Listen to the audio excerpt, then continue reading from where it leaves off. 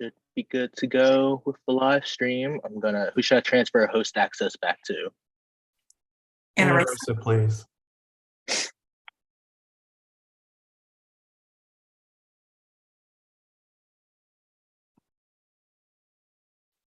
All right, Ana Rosa is now the host. You all should be good to begin. All right, great. All right, thank you everybody for being patient with us. We're having a little technical difficulties, but we are here. So I call to order March 21st, 2023 Design Review Board meeting. We have a quorum of 9 members, our first time we've had, I think, 9 members in a long time. So we are very happy for that. Do I hear a motion to approve tonight's agenda? So moved. There's a motion. Do I hear a second? Second. We have a second. All those in favor say aye. Aye. Aye. Aye. All right. So, staff, do we have meeting minutes from last couple panel meetings to approve? Yes, we have February 21st, February 28th, March 7th, and March 14th. All right. Do I hear a motion to approve February 21st, February 28th, March 7th, and March 14th meeting minutes? So move. I hear a motion. Do I hear a second? Second. All right. All those in favor say aye. Aye. Aye. Motion passes. All right. Right now I'm looking for any general member comments that do not apply to any applications for tonight. Any general member comments, just give your hand a raise on the virtual hand raise.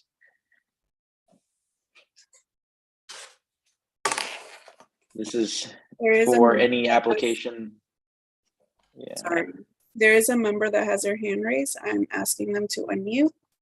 Carol, when you're unmuted, you can speak.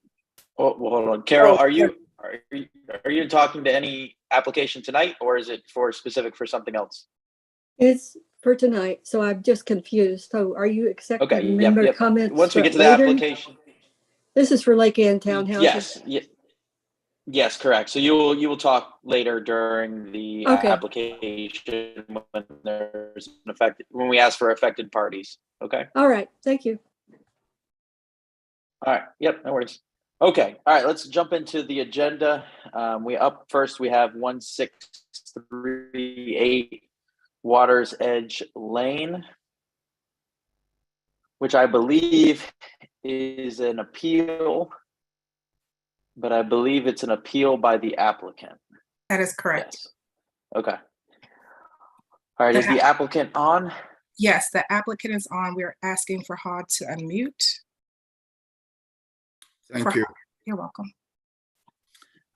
What I would like to ask the board is there were 6 walkway lights that were approved, and based on the way that the pattern is laying out, we would like to ask for additional light to be approved and increase the total from 6 to 7 to allow us to project the lights symmetrically in the backyard. Okay, the way that we would like to propose that is there were 13 lights, the ones that you see in the photo. There are 13 lights, the rectangle lights, and we would like to remove the ones that are closer to the water, the ones that are closer to the boat as you see it, and reduce that to 3 and pull 4 where the stepping stones are. Doing that will allow us to be to offer the difference in the elevation. We have 3 steps coming from our stone patio into the yard, and it will not interfere with the neighbors because of their setbacks that they have. As we get closer to the water, we're reducing that to 3 to continue to project the light into the walkway And that way, the amount of glare that was a concern will be reduced tremendously. Okay. All right, sir, hold on one second. Just because this is an appeal, so there's two things that I'm trying to basically look for as we are for our board. So we're looking for new information or a misapplied guideline that wasn't, new information that wasn't there during the application, or a misapplied guideline. And so you are saying that basically this was basically denied, disapproved at panel meeting. Who was on the panel staff? We had Brian, Michael Bianchino, Elena Garrison, and Brian Cutler on the panel. Okay. So they're appealing the disapproval of the lit address signs and the additional lights. Basically, there's 7 over the allowance of 13. Okay. And so, sir, what exactly is your new information that wasn't there during the panel decision, or what was the misapplied guideline? There is no new information. There is nothing that was misguided. Once the board, the previous board was trying to come up with their decision, I rose my hand multiple times. I was not given the opportunity to speak, to explain to them our thoughts.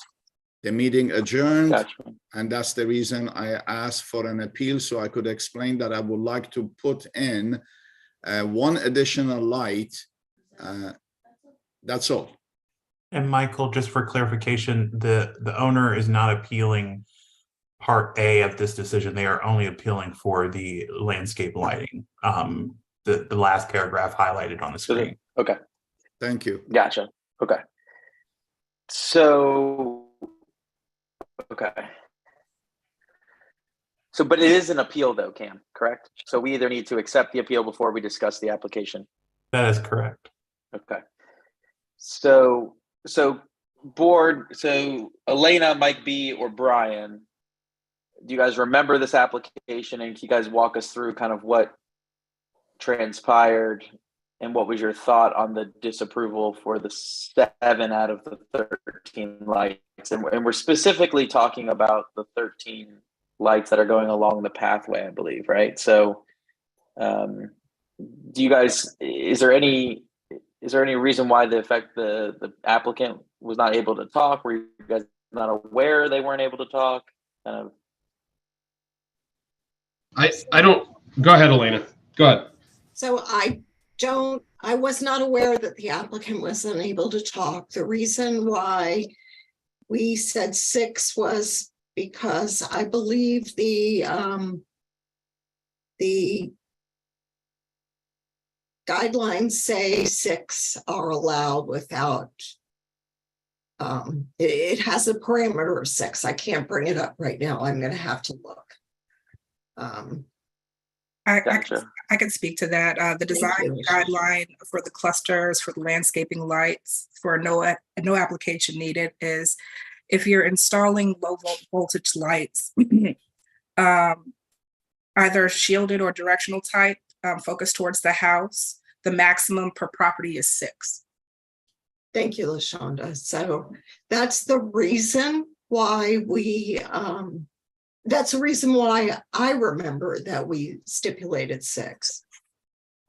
Michael, if I could add to that, I mean, we did hear extensively from the applicant, and the concern with the 13 lights was it was creating an excessive amount of light to the neighbor's property. There's several affected parties on this, the direct neighbors, and I think we could see in the photos they were just so closely spaced that it was creating a bit of a nuisance to the neighbors. And so we asked them to reduce it by half, which we thought would still give them plenty of light for, safety and security getting down to the boat dock.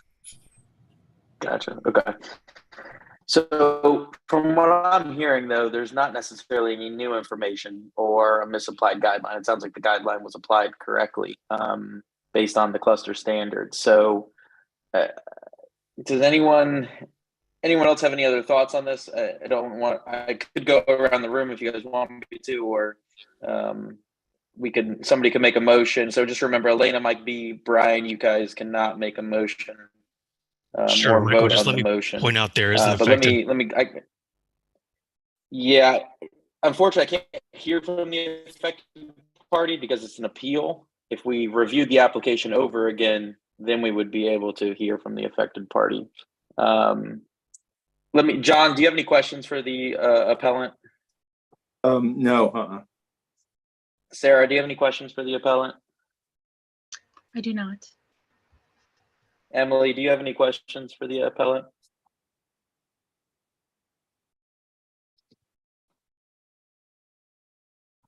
I thought I saw Emily on. She's muted, Steph. I don't know if she can't unmute herself or not. Yeah, I'm asking her to unmute now. Apologies. Hey, Emily. No questions. No. Okay. No questions from me. Okay. Jim, did you have any questions for the appellant? I do not. Bruce? I do not. Okay. I'm going to make a motion to deny the appeal. Do I hear a second? I'll second.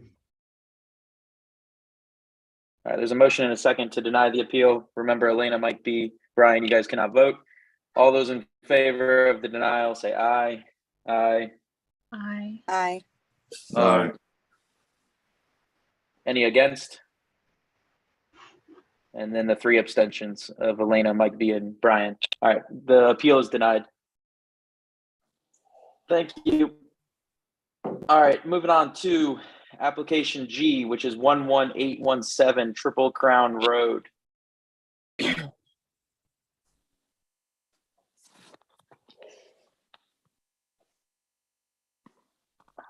All right, so this is an update to an existing approved application.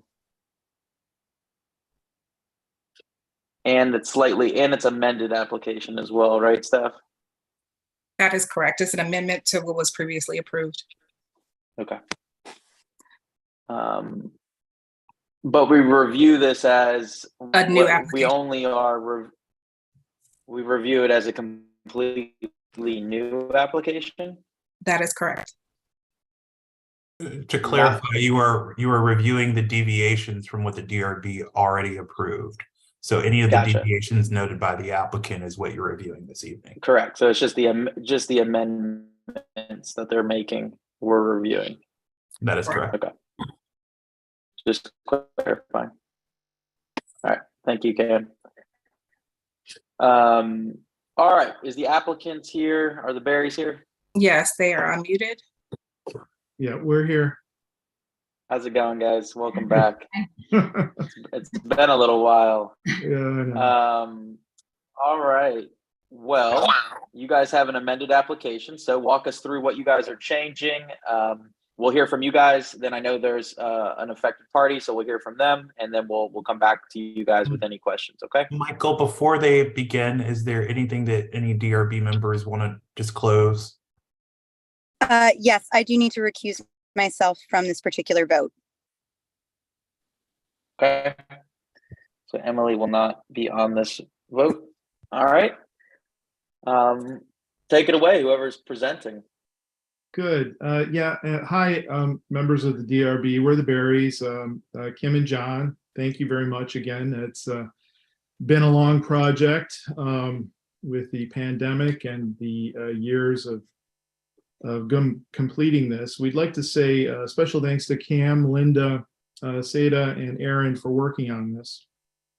Kim's going to handle some of the changes, but I just wanted to provide a brief background of this so that some of the RA members on the board are aware. I saw the letter by Mr. Helzel and thought about replying with a long legal response, but we've really been down this road before so many times. First, the Platts used Randy Grehan as their lawyer, then John Coward, now Scott. They're changing lawyers and experts. The arguments are very similar in every case and every complaint that we get from them. The Platts will complain about any change, then appeal, then complain again. Each time in the past, we've written long responses. And so much DRB time is wasted with this nonsense, frankly. I looked at the Lake Ann townhome project that's coming up, and literally our the pages in our file were almost as many as for a whole redevelopment. So I think it's a bit absurd. And we hadn't even filed a legal response.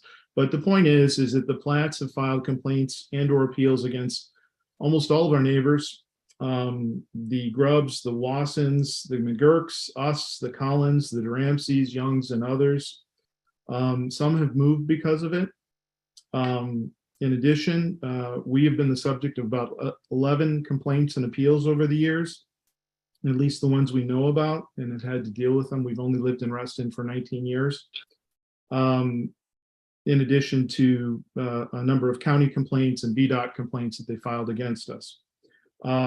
The DRB doesn't need a 50-page response brief on this issue. This is about design, not any kind of court. This isn't a court. The design review board was set up by the Reston Association to look at design.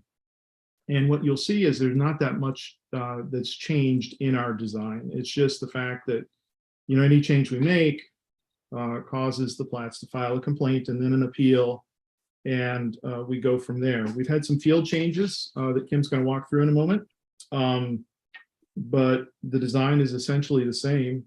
Our biggest changes had to do with saving trees, and we'll get into that in a little bit. But we'll explain what's going on, why there's not an issue, and Kim will address that. I mean, our neighbors, every other neighbor in our block has been over to our house. The Lowens, the McGurks, the O'Shields, the Blacks, the Grubbs. The Blacks are also joining. They love our project. They're willing to do whatever because, you know, they're frustrated that this has taken so long and that there's stops in the project. But we've also been dealing with the Platts calling the county multiple times as our pool was installed and getting the county to have us make changes. And then when the changes are made, it's going to affect our previous RA approval. And then they can file a RA complaint and an affected party status. So it's like, there's no winning really. So we do our best. And just one issue with the letter from Mr. Helsel that I wanted to address before Kim gets into what's really at issue, which is the substance of the changes. The letter says we violated the rules of the design covenants, and somehow, because we're lawyers, we should know better.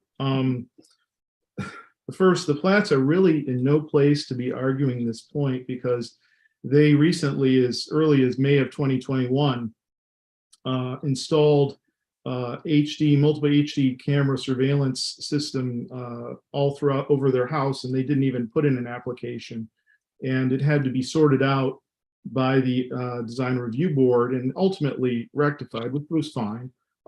But it violated the same covenants. So I just, there's that, and they've recently placed 34, I believe, gel bags. They're called quick dam bags along our property, some touching our property, on using the RA property that they're able to enter based on the fact that they have a maintenance agreement. But I've asked them not to place the bags next to our fence, and that's been disregarded. But I don't know if they're toxic filled or if they're a problem, but they are altering drainage as well. And I really think that they should have gotten RA approval if they were going to do that. But anyways, we timely began work as instructed by the RA. We've gotten extensions from both the RA and the county, and our project is still in progress. So you don't see all the trees that Kane Landscaping is putting in. We put in a ton of trees. Literally, our goal is to block the universe with trees and have privacy for everyone. So anyways, we do appreciate your time. We know you've seen us, especially the chair has seen us like several times on these issues over the years, and we appreciate his time and all the members' time, because I know it's volunteer group, and we thank your time. Kim? All right, so we'll get to the real important stuff, and I'll try to be real brief because I think you're probably going to want to hear from the experts versus me. And to be honest, they can articulate a lot of this better than I can, as well as answer your questions. On the call, there should also be our architect, Richard Newlin, from Town and Country Pools, Michelle Amont, from Kane Landscapes, Emily Inglis, from Denny and Gardner, Jason Denny. And like I said, I'll be very brief, just going through what I think are really the main changes. And then I do want to just very briefly touch on what the plats are alleging are changes, but really are actually either approved items and or are just their inaccuracies and or are very minor.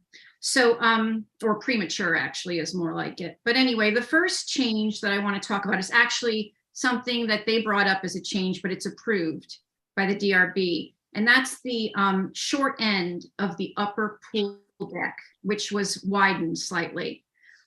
They raised this as, moving the pool and the deck closer to their property. It's actually something that we brought up in our initial application because we widened that short end in order to accommodate an auto pool cover, which we put in. That's actually in writing. It's in the initial application. That is approved. It's really a non-issue, and I wanted to just get that out of the way. The second item is really the shift of the pool to the corner of the upper deck. And again, the upper deck, of course, is, this is all within the approved footprint. And that shift really took place because we were trying to primarily save about 3 or 4 mature beloved trees.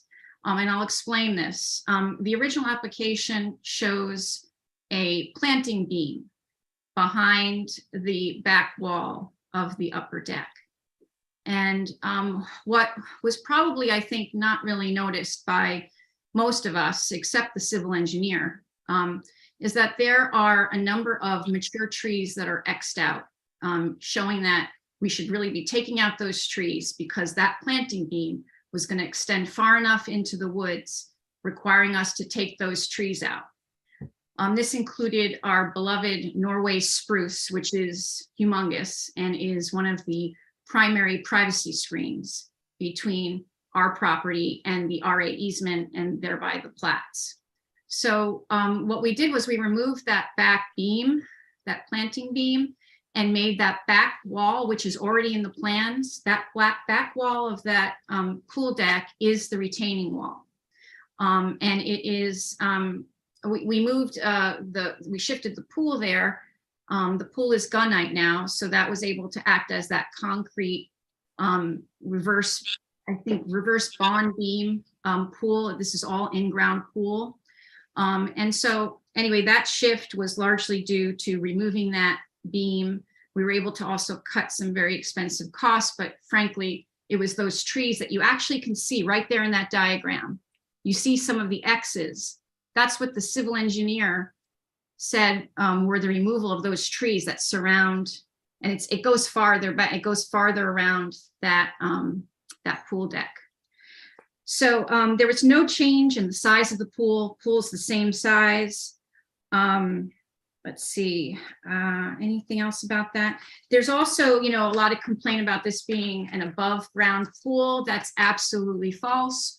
And I can't wait for Michelle Amont from Town and Country Pools to talk to you to explain what the industry definition is of an in-ground versus above ground pool.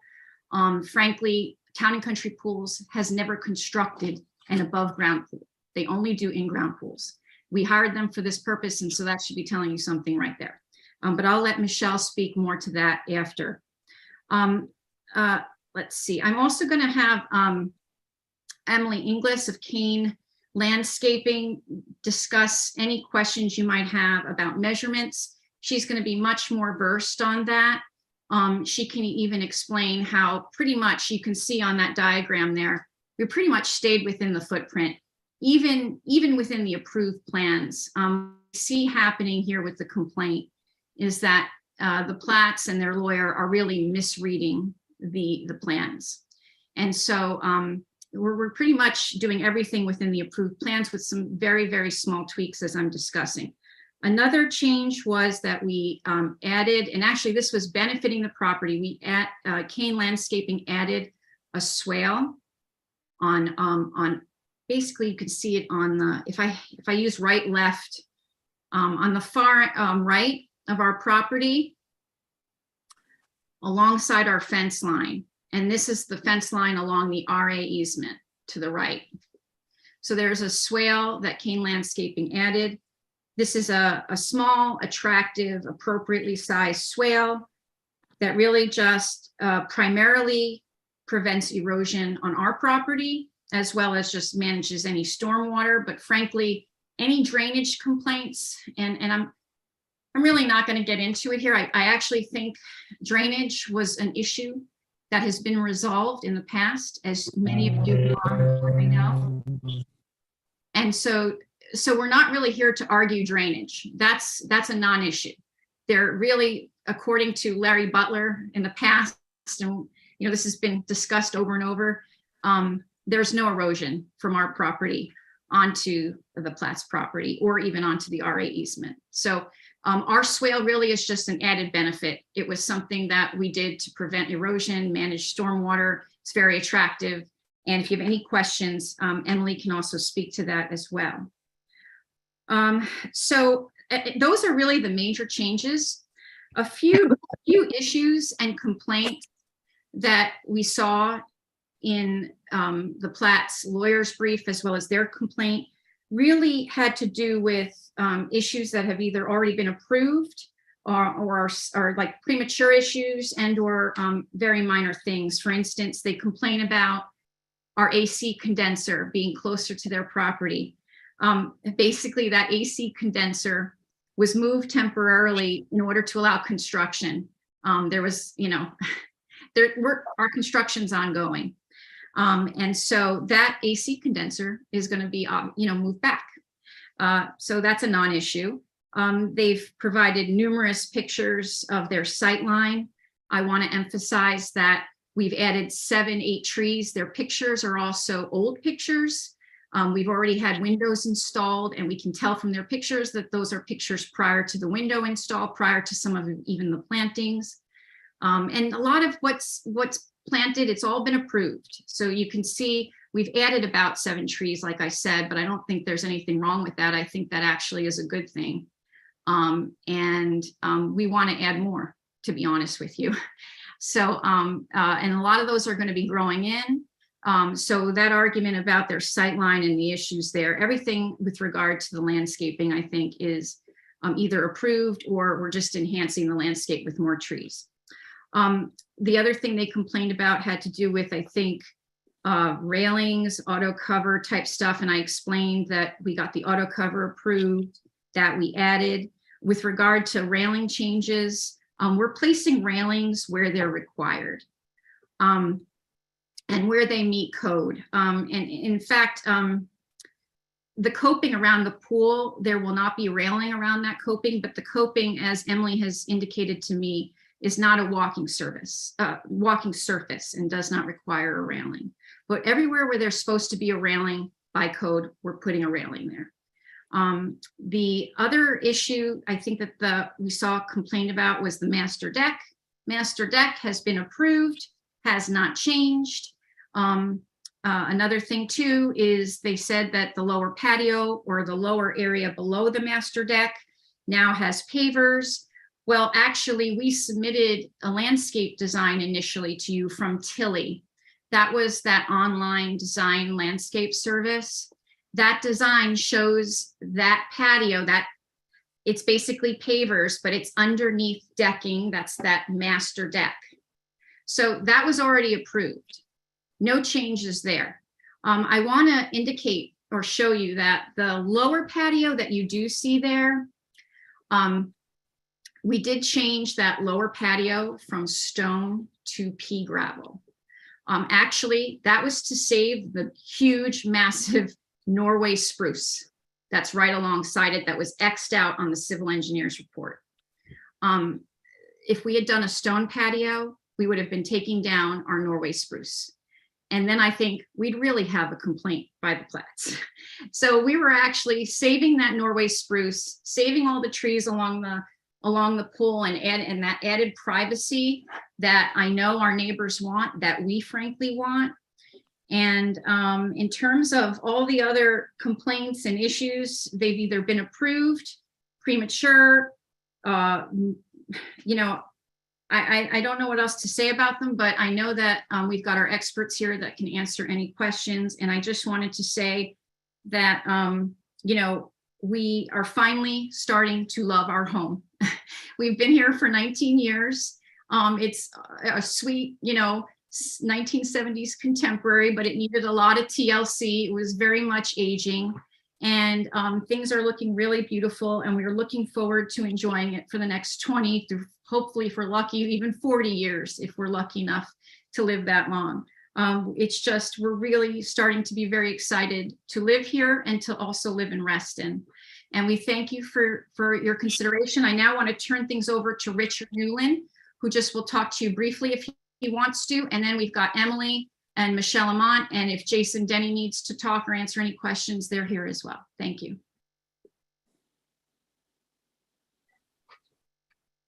Richard, you're Okay. unmuted. Okay, thanks. I just had a couple of comments. I guess most of you guys on the DRB know that I was on the DRB for, I think it was 21 years. So I'm pretty familiar with this kind of complaint, everything. The purpose of the DRB basically is to interpret the guidelines. And frequently people that review projects such as this mistake guidelines to be laws or regulations. And they're not. They are only guidelines. And I think that's causing some of the problems here, particularly for the latest flat lawyer, who I gather is number 4 in this process. The whole point of the DRB is purely to interpret the guidelines, and that's what you guys do, and I think you've done a good job of it. Okay, that said, I'll keep it simple. I know you're going to have a long night already. There are only a couple of, I mean, what we are looking for is just seeing what really did change, and that's what we're here about tonight. I mean, basically, as Mrs. Berry said, the footprint of the main part of this design, everything is outside. The insides and all the architectural stuff we're not even discussing tonight. That's why we have the landscape architect and the town and country representative to speak after I speak. But basically, what changed? Well, the footprint of the main part of the body of the landscape changed by 2 feet. I believe the lawyer's letter says it moved over 10 feet. Well, that's obviously not correct. In the very first approval, after several meetings, I guess, it was added on verbally, and it was in the original letter, that if the Berries decided to add the pool cover, it was okay to extend the footprint 2 feet to allow that to happen. Well, that's all that got extended. As you're looking at that drawing there on the screen, it moved over 2 feet. Okay, that then changed the stairway, because as you move over to the right on that drawing, the elevation, the lower elevation changes a bit. So they had to add a couple of steps down to get there. So the stairway changed. That's why it's more of an L shape on there, because you had to add, I think it was 2 or 3 risers. So the stairway location hasn't changed. It's moved over along with the additional 2 feet on the basic overall plan. Next was the lower patio was concrete with stones. We did turn that into pea gravel, which keeps it from being impervious. It's now a pervious surface, which is a very large plus. I had some notes here. Let's see. I guess that, and saving the trees was something we did have a big discussion about. At the rear of the rear wall, the rear retaining wall, we had a bit of an earth berm that came down to soften that look, and it made several trees have to disappear. Well, along the way, we decided, no, we didn't want to do that. And that's why that changed, and we got to save the trees behind there. That wall, I guess some of the height of that wall has never changed from the outside. In fact, at the left-hand end, it's about 30 inches above the ground. And at the right-hand end, at the corner of the pool, is just a shade under 3 feet. So it's not, I believe the lawyer's letter indicated it was much larger than that. It's not. So the, let's see, retaining wall, lower patio. Mrs. Berry talked about the air compressor. I thought that was kind of silly to put that in as a complaint because it's obviously under construction and it just got moved out of the way. It'll go right back where it was. And that's all I really had to say. But I think from a design point of view, my opinion anyway, is very little has changed. It's been improved. And I hope you guys will understand that that's what's happened here. I'm happy to answer any questions you might have. Can we go to Michelle from the pool company? Yes, hi. Thank you for having me. I work for Town and Country Swimming Pools. I am been there for 15 years. Town and Country has been around for 46 years. We've built over 3,000 swimming pools in the local area, none of which are above ground. We solely do in-ground gunite swimming pools. That's all we've ever done for the past 46 years. We have an institute called the NSPI. It's the National Pool and Spa Institute, and they give definitions for what is classified as an on-ground swimming pool, an above-ground swimming pool, and an in-ground swimming pool. And those are the three classifications for how a pool can be built. I'm going to read here because I want to get this verbatim. The definition of an on-ground swimming pool is a, quote, removable pool package whose walls rest fully on the surrounding earth. So that is not the case here. It is not a removable pool package. The definition of an above-ground pool is, quote, the wall is located on the surrounding ground and is capable of being disassembled or stored and reassembled to its original integrity. Also, this is obviously not the case for what we are doing at the Berry residence. The definition of a permanent in-ground residential swimming pool is, quote, installed for residential use and can have variation in design, such as, but not limited to, and one of the items in that quote is beams, which is the variation that we have incorporated into the swimming pool. It is called a reverse beam pool. It is where you have a retaining wall, which was, to my understanding, always part of an original plan.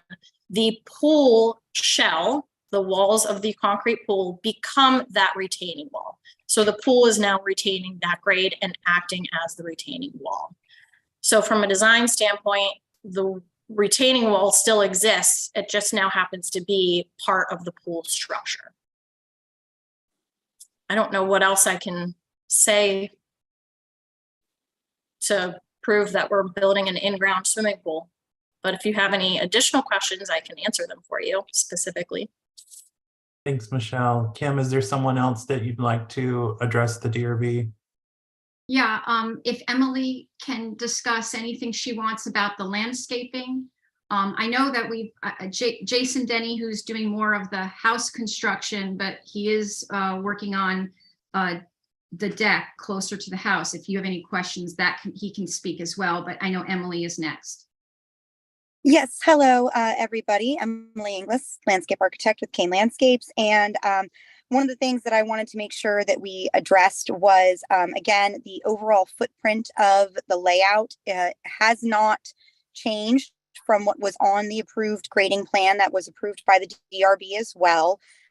In fact, in certain areas, we've actually made, for instance, the deck steps have been made narrower than they were on the original plan. So we're less close to the Platts property, and the overall pea gravel footprint of the area is all within keeping of the original design, as is the approved grading plan that was proposed by the county and again approved by the DRB.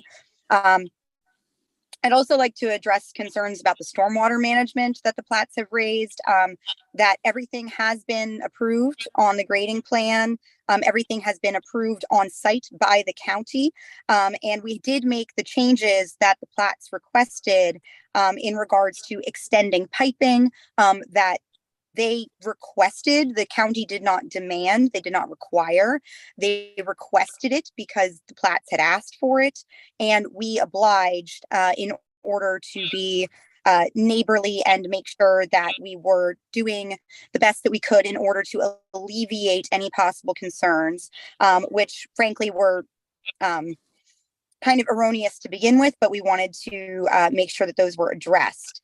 Other than that, I am happy to address any questions about the landscaping plan. We did add, in fact, some more plantings, more privacy screenings, more native vegetation in order to, one, give privacy to my clients, but also to help screen the improvements from the plats and to kind of soften the landscape. Those tweaks were, all of those tweaks were made within the palette of the existing planting plan. And I'm happy to, again, I'm happy to address any questions. Thank you, Emily. Kim, did you have Denny on? Did you like him to address anything, or would you like to wait? Jason, I don't know if you want to add anything, you're welcome to. And if you just want to answer questions, that's fine. I didn't see him on the, he might be there, but I don't see him on the screen. I'm not seeing. Jason Ramsey. Jason Denny, let's see. Yeah, LaShonda, he's listed as Ramsey on here. Yeah, you're unmuted, but we still can't hear you, Jason. Uh-oh.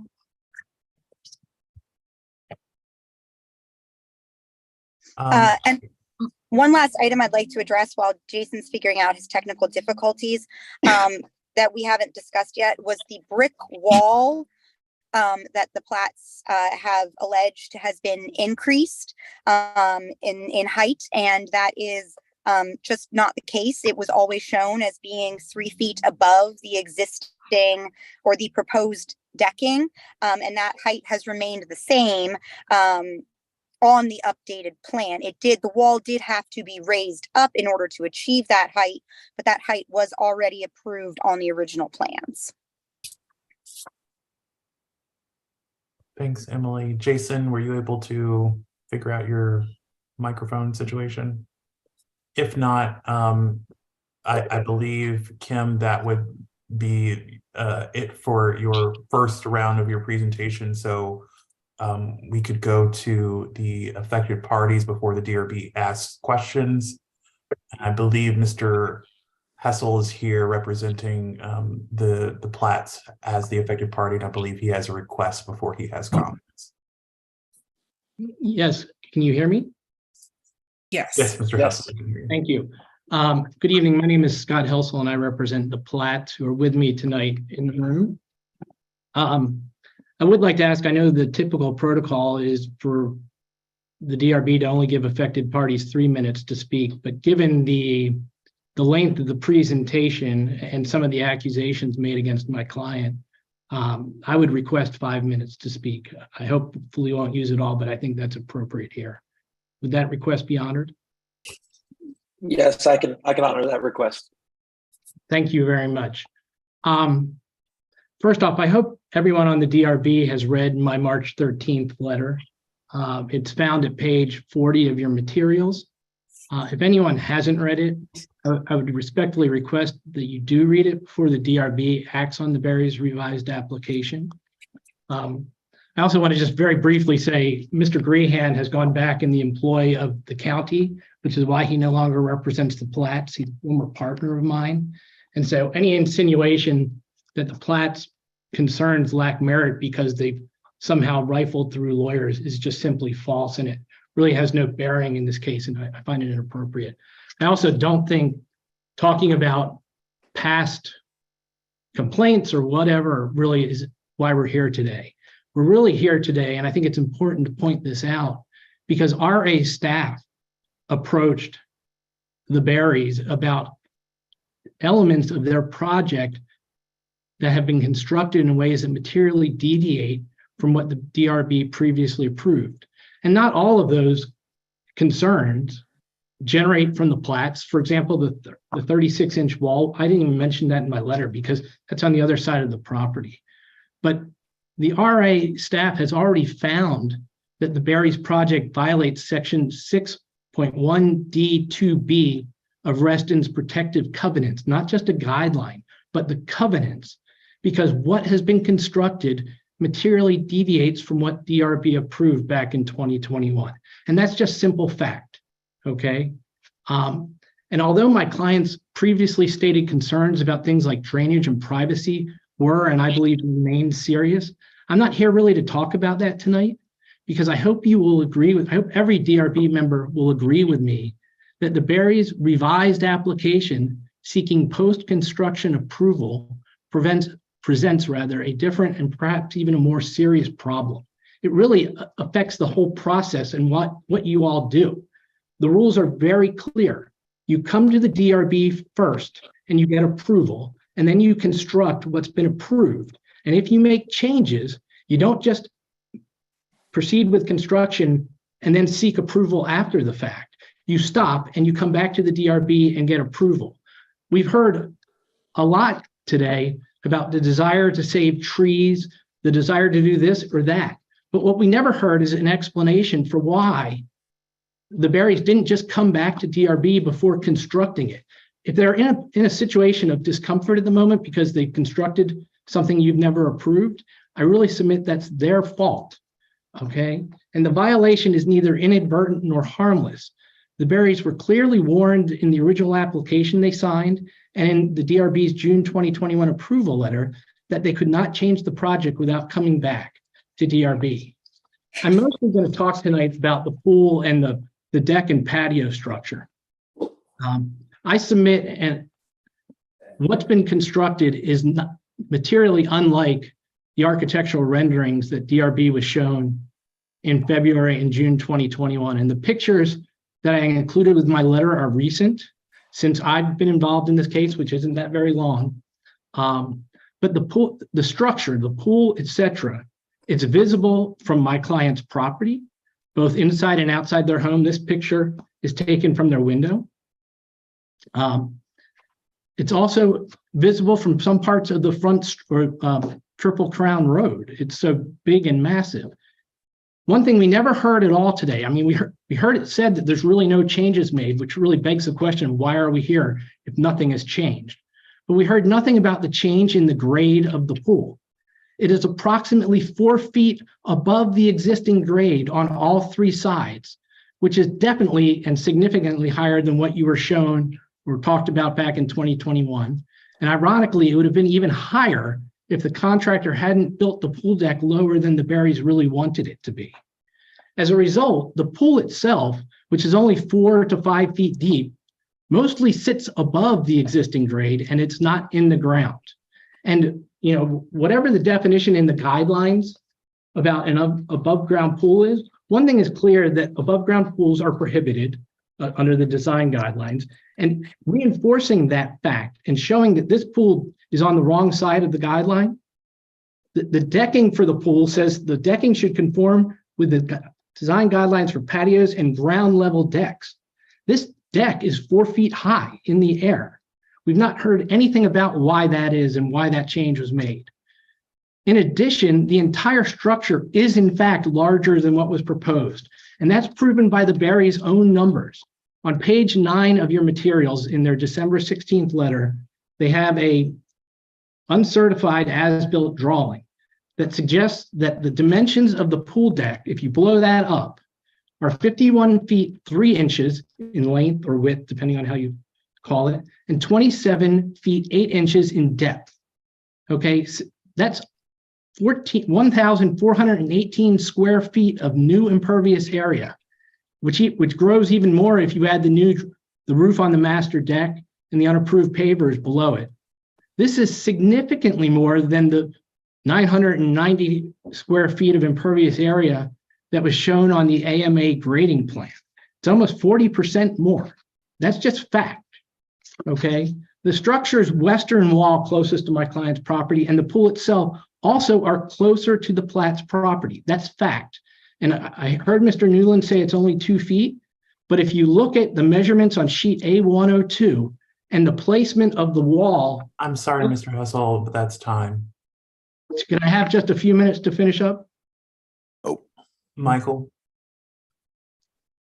Just finish your point about the overall size that you were on. if you look at sheet A102, the wall, the western wall is in fact right in the middle of the 3 windows on the back of the Berry's property. And if those measurements on sheet A102 are accurate, it is approximately 10 feet closer to the Berry's or the Platt's property than what's shown.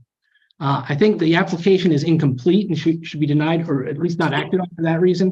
And I think it would set a really bad precedent to approve an application where the landowner knew of changes, knew of the need to come back, and then didn't do that, and now constructed something materially different. So for all those reasons, I'd ask that the DRB not approve the revised application. Thank you for your courtesy. Thank you. Yep. Thank you, sir. All right. So let's go back to the applicants and let's see if anybody on the board has any questions for the applicants or any of their specific design professionals that they brought. So let's start with John. Did you have any questions for any of the applicants or the professionals about any of the application, the revised, amended application?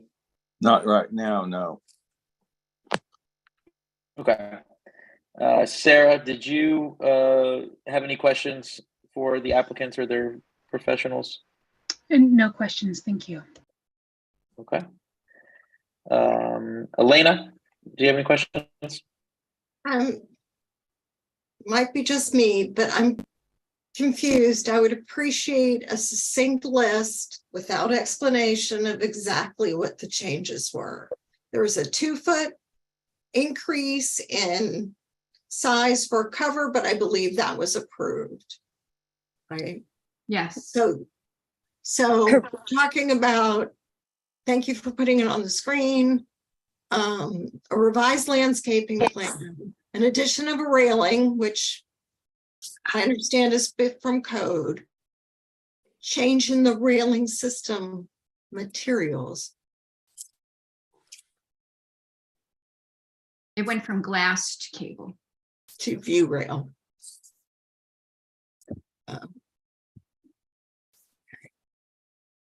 Mostly because the glass gets very dirty. Needs to be hosed down. Okay, thank you for putting that up. Yeah, slide 7 and 8 in our package kind of shows it if you want to look at it a little closer. It didn't have the exact size that was being increased, so that was the only thing that kind of like the updated drawing doesn't necessarily have dimensions. And so that was throwing me off a little bit. I was trying to figure it out. I think I finally sorted through it all, but yeah. Any other questions, Elena? No, thank you. Okay. Mike B, did you have any questions for the applicant? There was some discussion earlier. Professionals.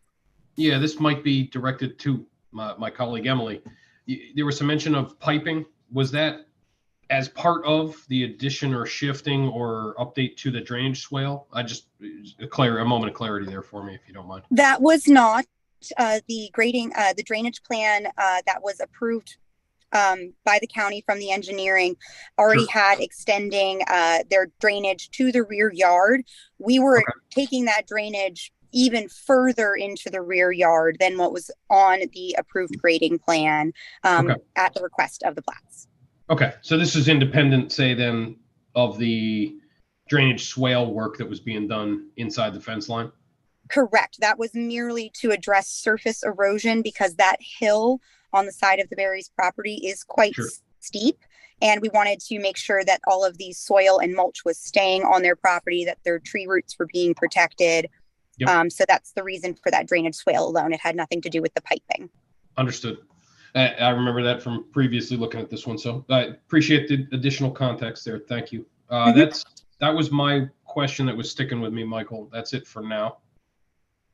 Okay. Jim, did you have any questions for the applicant? Yeah, there were additional trees that were mentioned that they are putting in that if they could just briefly go over where those additional trees are in the landscape plan. Absolutely. If we could pull that up, I'd be happy to address. So if you look at the right side of the property, kind of going from the corner of the house, there are 4 additional Nellie R. Stevens hollies that are to be installed there. So they're nice evergreen privacy screening. And then as you move along the property line, we added in 2 additional arborvitaes on that side of the property adjacent to an existing arborvitae in order to increase the level of privacy between my clients and the plats.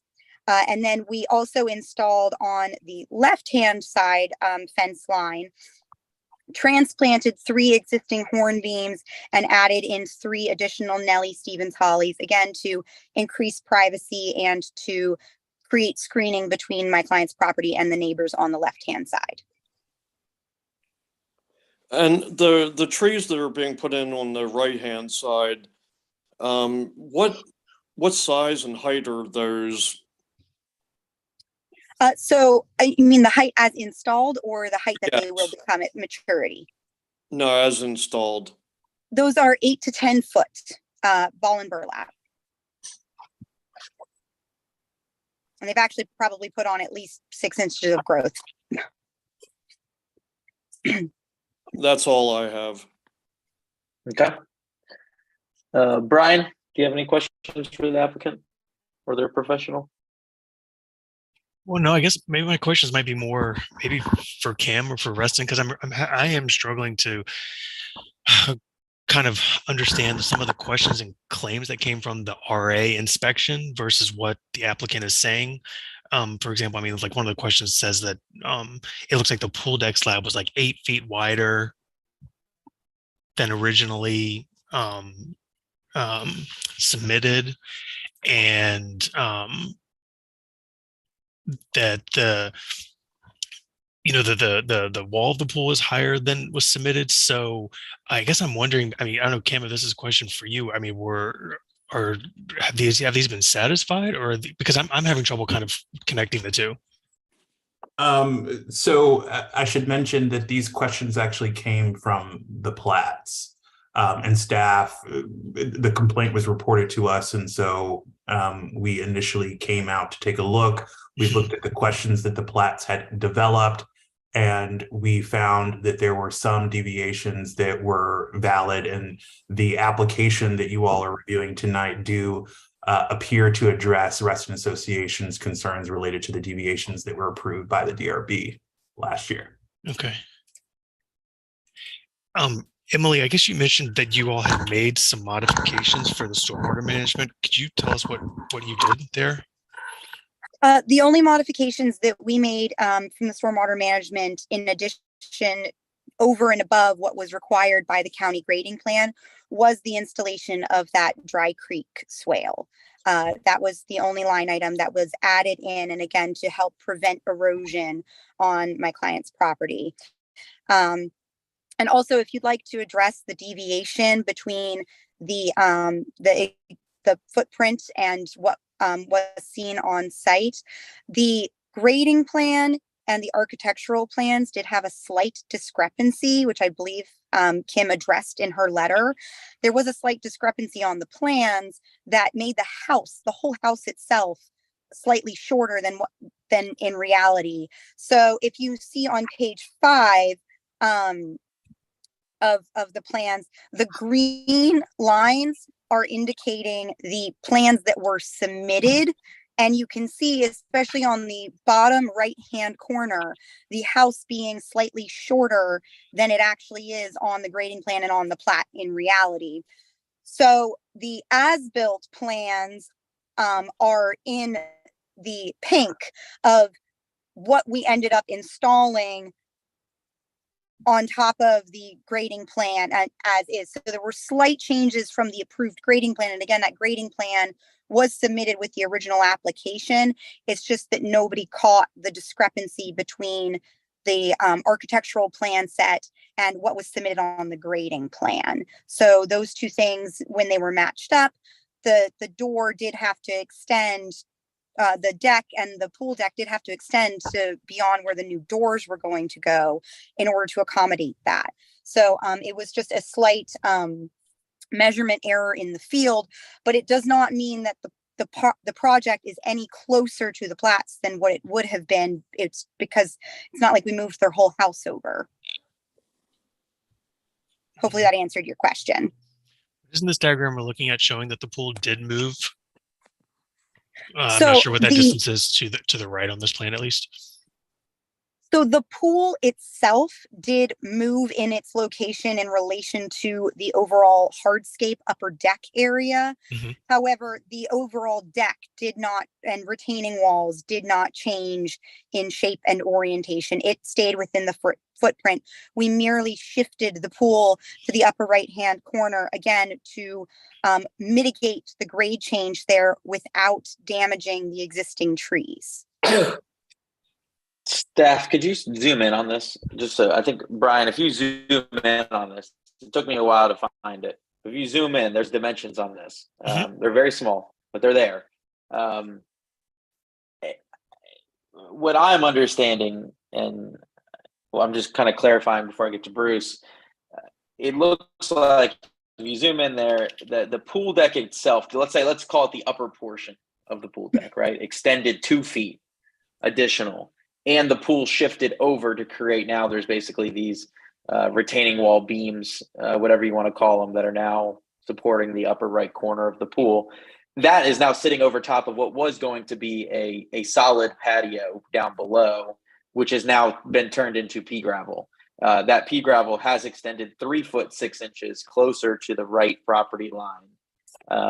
But once again, it's pea gravel, not solid stone like it was before. The staircase looks like it shifted over slightly. Looks like maybe also 2 feet, maybe 2.5 feet. There's no dimension on here.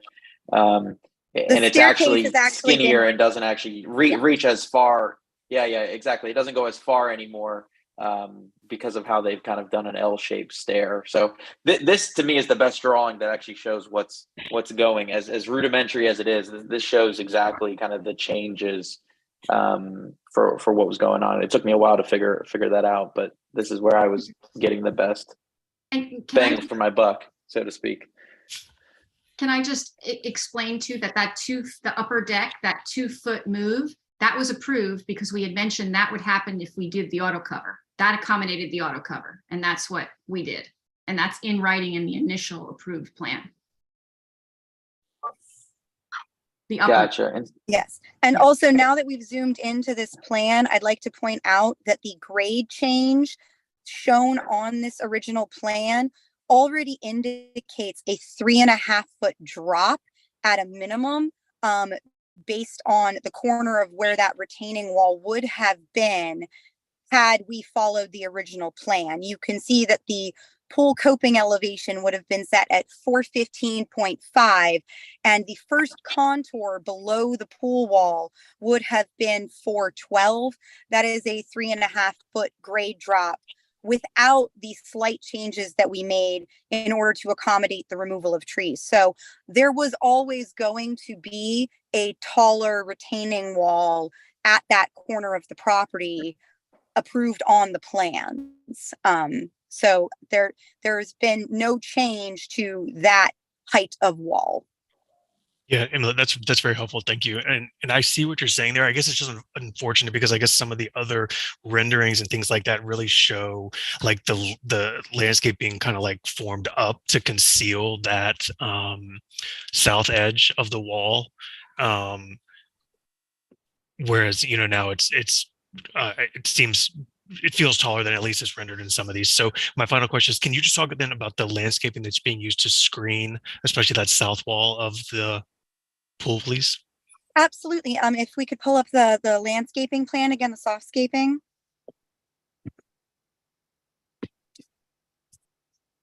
So, and zoom in. Wonderful.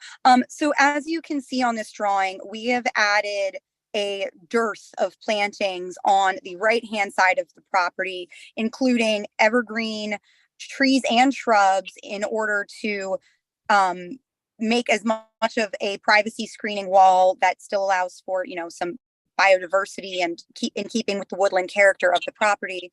We've also added evergreen screening along the base of the wall in that kind of curved area to soften the landscape all along the base of the wall. There is planting so that really once these plantings are mature, we have boxwoods at the base of the wall that are going to get 3 or 4 feet tall by themselves. You're not even going to be able to see the majority of the stonework. On site as is, much less from a neighboring property. So one of the reasons that we made some changes to the landscaping plan was in an attempt to soften this wall, and none of the photos that the plats provided show any of the softscaping that has been implemented in and around that wall to really lessen its impact, which obviously is mid-construction, and it's going to stick out like a sore thumb before we've added in any other kind of additions. And Emily, there are no houses behind that pool wall. Like there are no houses behind us. Our property is correct. That is just wooded. To the woods. Yes, Completely. we're softening it for aesthetics. Yes, RA property is behind us. Brian, any other questions? No, thank you. Bruce, do you have any questions for the applicant? No, they've been answered. Thank you. All right. So my question, I just have a couple. So the pool, so I was going back to our decision letter, and it looks like what we approved was that the pool size could increase 2 feet, not the actual pool deck. I think it's a moot point. It doesn't really matter. I think overall the hardscape to me is less. So to me, it's improved and better. From that standpoint, at the end of the day, we're reviewing an amended application for design approval that meets our guidelines, and so that's all I'm kind of looking at today. No matter how we got here, unfortunately, in our process, there's multiple times where we review applications after they've been constructed or in construction. It's very common. It's not obviously the right process, but it is the way we have to look at things sometimes, and it is what it is. We can't turn a blind eye to the project. We got to at least then look at it and say, okay, does it meet our guidelines at this point?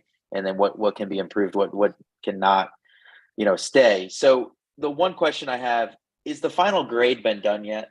Is there any way to? I mean, if the final grading's not done, it looks like it's just dirt. So no, the I final know grading grade can has been change drastically completed. during construction. The final grading has been completed, and there are plantings installed, but the photos that have been submitted do not reflect the completed landscaping. Gotcha. And so the final wall height, so the approved site plan was basically 3 feet is what we had on record. And now the final grade is 4 feet. Is that accurate? Correct. Okay. And that wall itself is 2 feet closer to the right-hand side, but the patio, like I said before, is now smaller.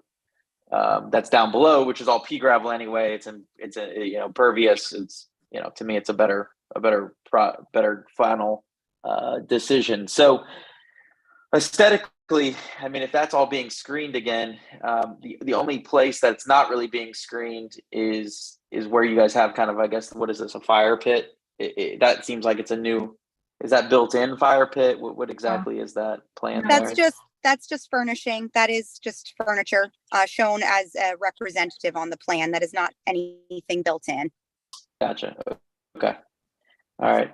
So the main changes, like Elena said, we have the list. I don't see anything wrong with them. I don't have any other questions for you guys. I think they all meet our guidelines still. You guys are still working to screen it, which is ultimately all we can ask with pools. Pools, unfortunately, some people are going to like them, some people aren't. The best thing we can do is have you guys screen the equipment and screen the actual pool, and I think you guys have done a just job at that. So does anyone have any further discussion we want to have? Does anybody have a motion?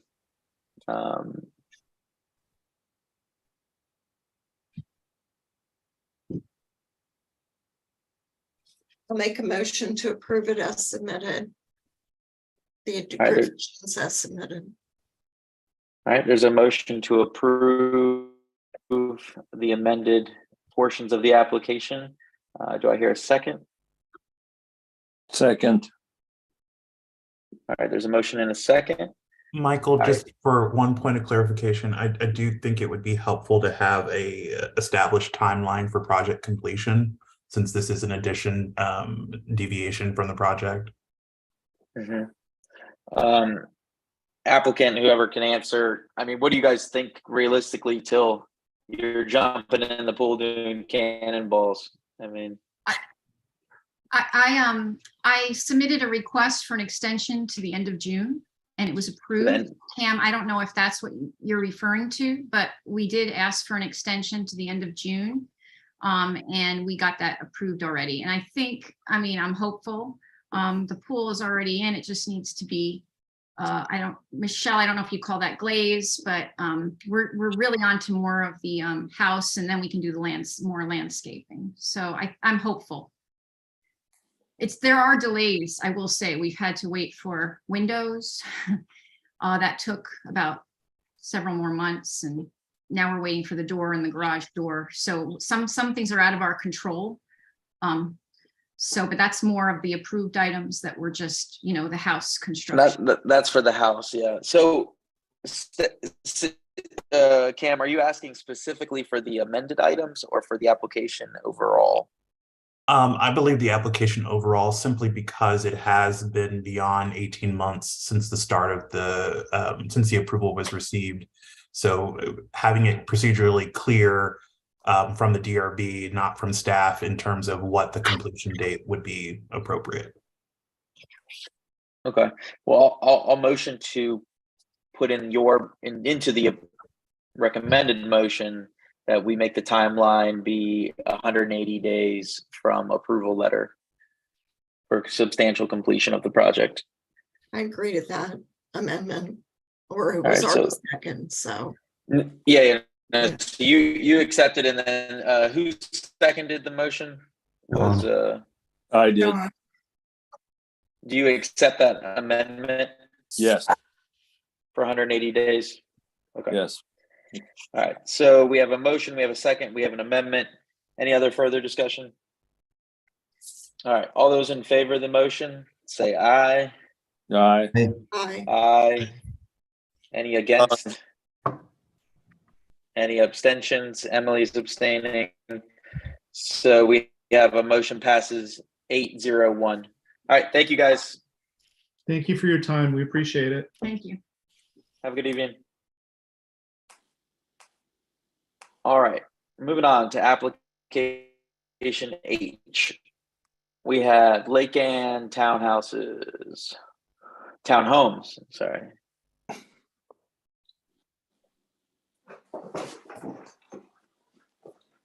We have Lynn on. Lynn, you're unmuted.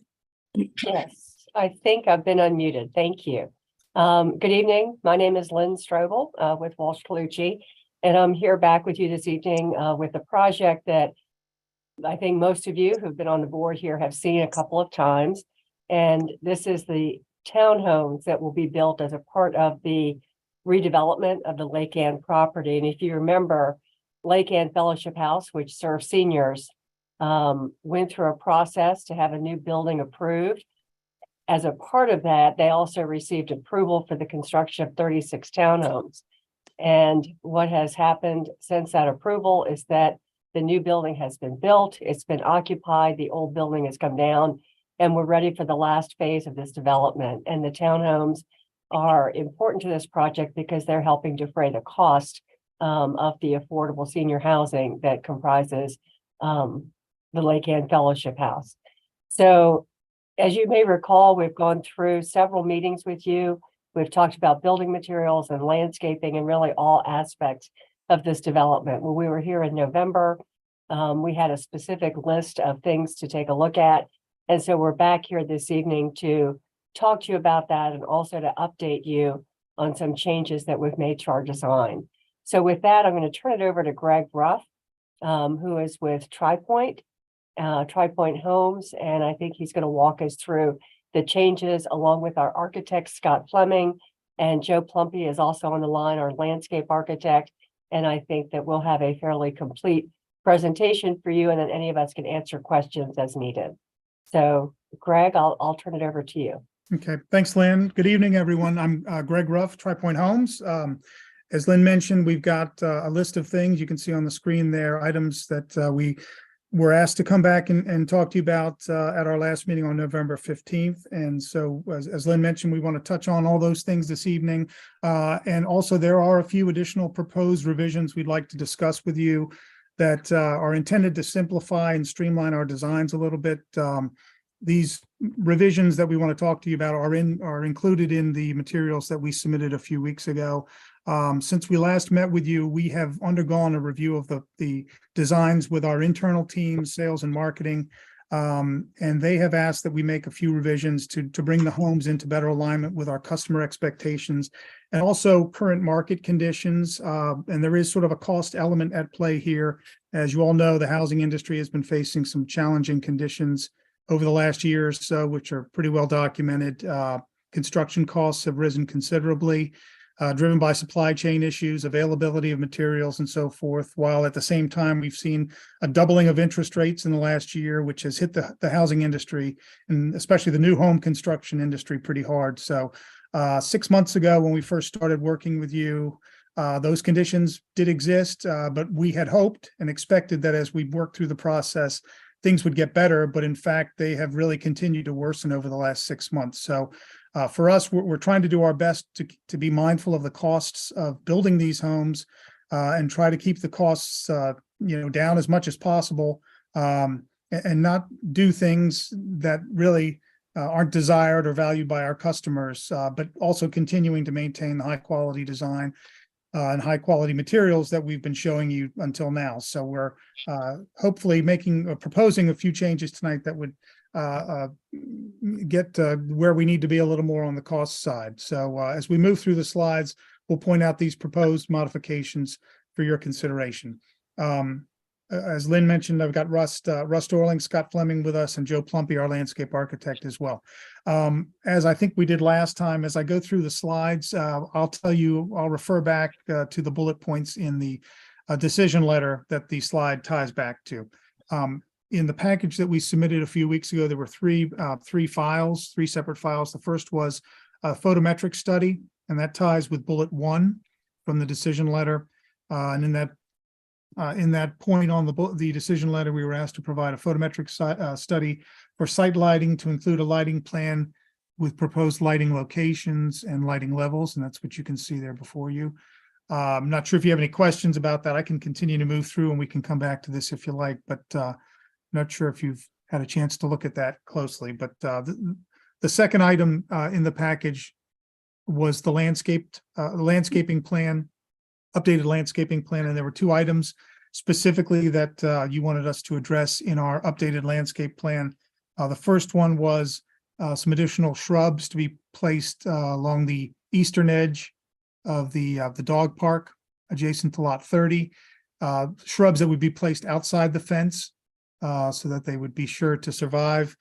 And the second item to be addressed in the revised landscape plan were the evergreen plantings, shrubs to be placed at the end of the travelway, which would block headlight glare, hickory cluster. And we were asked to provide something evergreen, 54 inches in height minimum. And we've done that with a row of skip laurels. And so those 2 items are reflected on the updated landscape plans. So these landscape plans will be what goes into the county on our second submission of the site plan, which we expect to have submitted in the next couple of weeks. The third item that was in the package that we submitted a few weeks ago is the Rust Orling and Studio 39 presentation slides, which we will walk through now. And first slide there is just the cover sheet, and second slide, just the overall plan. This slide is unchanged, and as is this one from what we showed you in November. This slide here is where we get into some of these proposed modifications that we'd like to talk to you about. This is if you could just go back. Yeah, we just stay there for a little bit. So this shows the typical rear elevations and front elevations. So on the rear elevations, really it's unchanged since November in terms of window configuration and everything else that you see. There is one exception that we would like to talk to you about, and that has to do with the amount of brick that would go on the rear. In November, we had talked to you about doing 2 stories of brick on the end unit. In this case, it would be the one at the far right. And it would be a 2-story brick that we would do on the what we call the high visibility lots. We identified 4 lots in the community that would really be more high visibility, and we agreed on those to do 2 stories of brick on the side, wrapping around to 2 stories of brick on the rear. Those lots were Lot 1, Lot 15, Lot 16, and Lot 36. We are asking tonight that you consider the possibility of us just reducing that brick on the rear to 1 story. We feel like 2 stories of brick on the rear is an unnecessary cost. It would not be valued by our home buyers, considering that it's cementitious siding on the entire rear. I realize this is something we did agree to do before, but we would just like to see if there's any flexibility on this and allow us to just do 1 story of brick on the rear. So that's something we would like to ask and discuss with you tonight. As for the front elevations, if you could just slide down to that bottom elevation there. We are proposing some modifications to what we showed you in November. So we'd like to just walk through those with you, and Scott Fleming can help us on that. Scott, if you could walk us through those, thanks. Hi, Scott Fleming, Rest Rolling Architecture. We met with marketing and the various to talk about what the buyers might want. We made some tweaks in terms of the architecture, but overall the character is very largely what it was before, which I think everybody kind of was well received the last time we were here. So in terms of changes, they were just adjustments, kind of tweaks in terms of what buyers may want. For example, starting on the front elevation on the lower one, the doors, the entry doors changed from full glazing to half glazing with a panel below to give the buyers a sense of a little bit more privacy, considering that they're on the upper level. There may not be as much monitoring on that level. The garages, similar, were changed to they had a row of glazing on the garage doors. We removed that just to kind of reduce with problems with breakage and same kind of privacy concerns. On the on the bays, we kept all the same character that we had before, which we've got those very prominent, fairly contemporary looking bay elements that are all framed in that kind of panel material. And we did, let's see, on the, how do I say it, on the third level, which is the bedroom level, there was a row of glazing at the foot of the windows, kind of between the windowsill and the floor. We did remove that for just because it was, since it is the bedroom level, it was kind of preferred to be for furnishing purposes. It just makes it easier to be able to put furnishing inside your bedroom, along with privacy concerns in your bedroom. The second unit from the right had a bay on it, and we removed it because it provides a additional level of variation that buyers may like to see. But you can see it's still all a brick facade.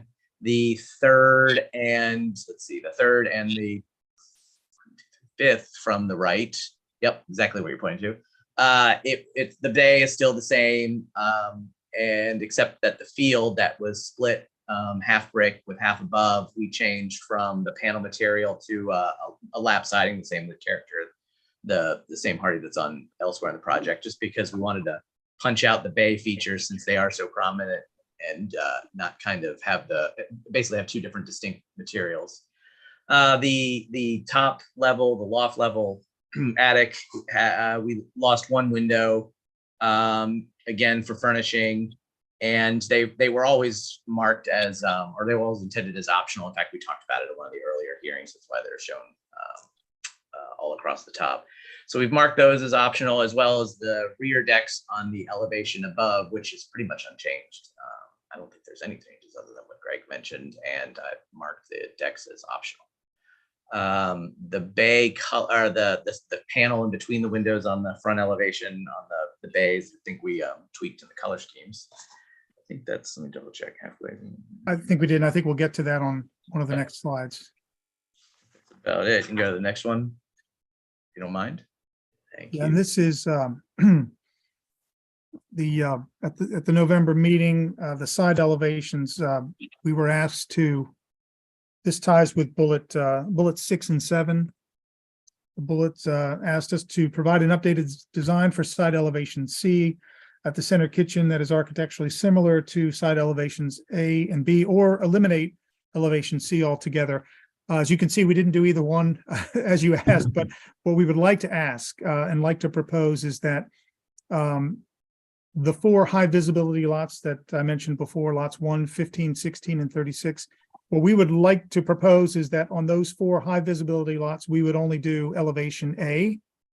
That means we would not do a center kitchen option on those 4 lots, and that the side elevation C that you see there would only be used on the other 6, or would only be available on the other 6 units, end units within the community, which would be more interior and not visible from really the outside. So that is what we would like to ask. And I know, Scott, if you want to talk about why it's problematic to put the bay on the center kitchen. Yeah, we looked at it. It just, there's not much that, let's see, that's basically B and C would be, an option between, depending on which the buyer would pick in terms of the kitchen location on the non-4 lots that Greg specified. And if you look on C, you can see where the kitchen would be right above the door, right on the main entry door.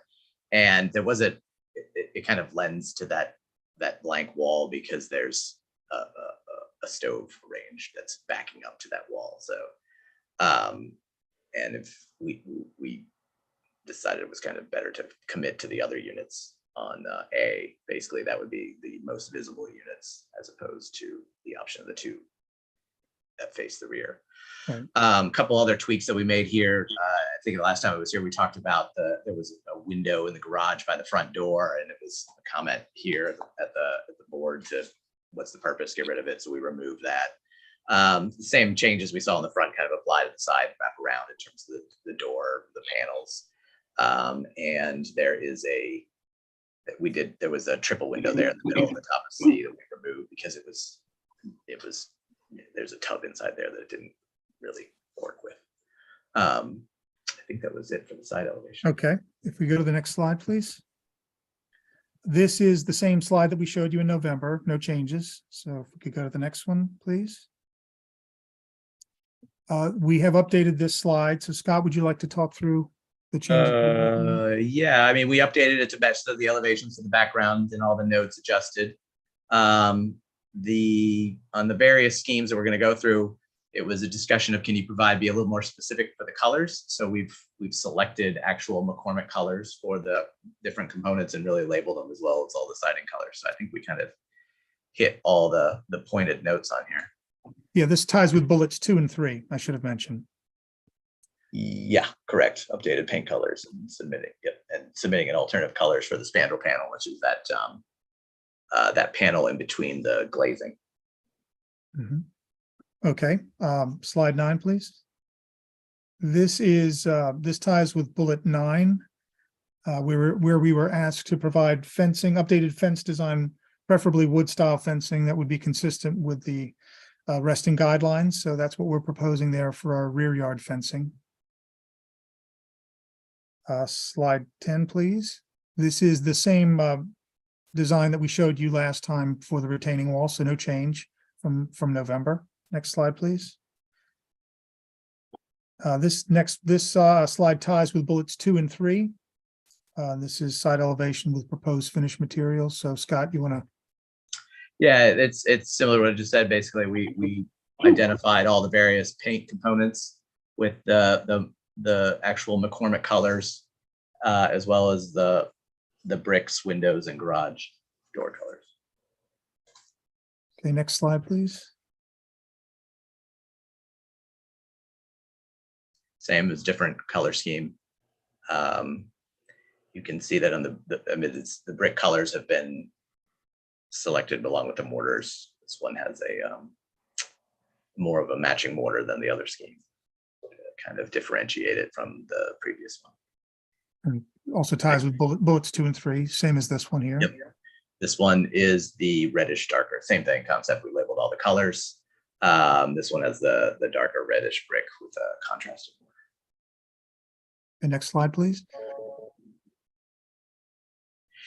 This was also responding to one of the comments. It was, we had a discussion about really maximizing the glazing, and to the extent we investigated whether or not double hungs or casement or fixed were the best, and kind of determined for the buyer's preference would be hung windows, which would allow the most amount of flexibility and operability, along with keeping, in this case, we showed some details. I think we were discussing last time that the two, are they going to be separated? Or are they going to be molded together? And here the detail is shown, the windows are all molded together so that there's no center post or anything like that, to really maximize the amount of glazing. Okay, thanks, Scott. The next set of slides cover the amenity areas and some of the revisions that we've made in response to your comments. So this first sheet is just an overall site furnishings and materials image board. We can move past this, and we'll touch more on each of these as we get into the individual slides. This is the North Shore Drive streetscape. The one thing that's been changed on this slide is at the circle down near the entrance, we were asked at the last meeting to delineate between the stamped concrete and the regular concrete sidewalk. So we have done that just by changing the color and adding a little symbol. If you get in zoomed in a little bit closer on that circle, you can see the stamped concrete is called out with a different pattern and different color. So that was the only change on that slide. Next slide, yeah. This is the Pocket Park 2 exhibit. We've made a couple revisions here. The cluster mailbox that you see, this was added in response to a comment we received at the November meeting to provide something a little more contemporary. So that's the new cluster mailbox design. The arbor shade structure, we've actually swapped out what was shown before with this one, which is a little simpler. And this one is actually what was shown on the approved zoning plans from 2018. We think this would be more appropriate for the community, less of a maintenance burden for the HOA to just have a little more of a simple type structure. To the right of the sheet, you can see the new design that we've come up with. When we met with you in November, I think we mentioned that we were considering a redesign of the Pocket Park and trying to address some of the current concerns that you raised back in September when we met with you about the original design and how you had the adjacent lot and the home with the side entry right next to this little pocket park. And there were some concerns about privacy for the person that lived in that house. So we've redesigned this pocket park to provide a nice solid wall of trees right up against that home and try to shift the usable areas, the pavilion, the tables, the little the sport court to the north, plan north as much as possible to eliminate that conflict with the adjacent neighbor. And then also we've opened up that lawn area on the plan south portion of the open space to just provide a more usable open space area. So we think this is a much better design. We talked about it in November, but we didn't have anything to show you, so we wanted to bring it to you this evening. And the multi-purpose court, previously we were showing just something in green, and I think originally the plan was to program it for children's use, maybe a hopscotch paint court or something like that. But we actually think, in talking to our sales and marketing team, that we're going to have an older buyer primarily at this community. And so we wanted to program this space, and especially this little multi-purpose court surface, for all ages and not limit it to anybody. We expect this to be a place where some of the residents can come out and do yoga or Tai Chi or just gather together. But there certainly will be some children in the community, but we think there's going to be a lot of older move down buyers as well. So we want to have this be a space that can be used by everybody. Okay, that's it for this slide. And this is the dog park images. We are proposing the surface of the dog park to now just be engineered wood fiber mulch. And we've also redesigned the space similar to the one we just showed you. We talked before in November about how we were looking at redesigning this space to, again, address the adjacency issue with the lot next door. And so we've added a solid row of evergreen hedges against that home and placed them outside the fence so that we don't have issues with the dogs killing the trees. And we've located some nice deciduous trees outside the fence. We do have one nice one inside the fence to provide some shade, but we think this is a much better design than was on the original zoning plans. And again, some of these changes are in response to comments that you made back in September. Okay, next slide. And this is the final slide. It's this is the other open space that's sort of in the northeast corner of the community. The only change to this slide was for the cluster mailbox, the new design, and also for the delineation of the pavement type for the stamped asphalt. I'm sorry, the stamped concrete versus the regular concrete. I think that is it for these slides. And that would be it for all the materials we had to present to you this evening. So we would just like to know if you have any questions. Great, thank you. Steph, do we have any affected parties registered to speak tonight? Yes, we do. We have Michael Paz on behalf of Hickory Cluster, asking him to unmute. Michael, you're unmuted. Thank you. Sylvia, did you want to say anything, the president of our homeowners association? Just one second, real quick. Just affected parties, if you're representing a group, you have 5 minutes. If you're individual, 3 minutes. So, Michael, if you're representing Hickory Cluster, you have 5 minutes. All right. Been involved with this project since 2014. Thought we had most of it resolved in 2018. Started over a year or so ago, and we've still got 2 issues. Mr. Ruff was kind enough to mention that they're substituting ship laurels for the drooping featherbush and northern bayberry to stop the headlights from the northernmost east-west street from impacting our townhomes in Hickory Cluster. I did look at the legend for that drawing. It still says 24 to 30 inches. So what we'd like to see is that 54 inches that is necessary or minimal. 3 feet to 6 feet was what the DRB requested in the November 22nd letter. We do want that to happen within a year after planting. So if you can change the legend on your drawing to 54 inches instead of 24 to 30, that'd be great. Second issue that remains of concern, if you could flip down to the next page on the letter. We've still got an HVAC noise issue. You may not know it, but around in the range of 75 decibels is the sound of a vacuum cleaner. The big units you've proposed are 76 decibels. Granted, they're 145 feet maximum away. But I don't know about you, but I don't want to listen to 6 vacuum cleaners even at 145 feet. And the fact is, 6 sound sources, if you could go to 2 pages past, there's a chart. Not that, next, please. Back to there.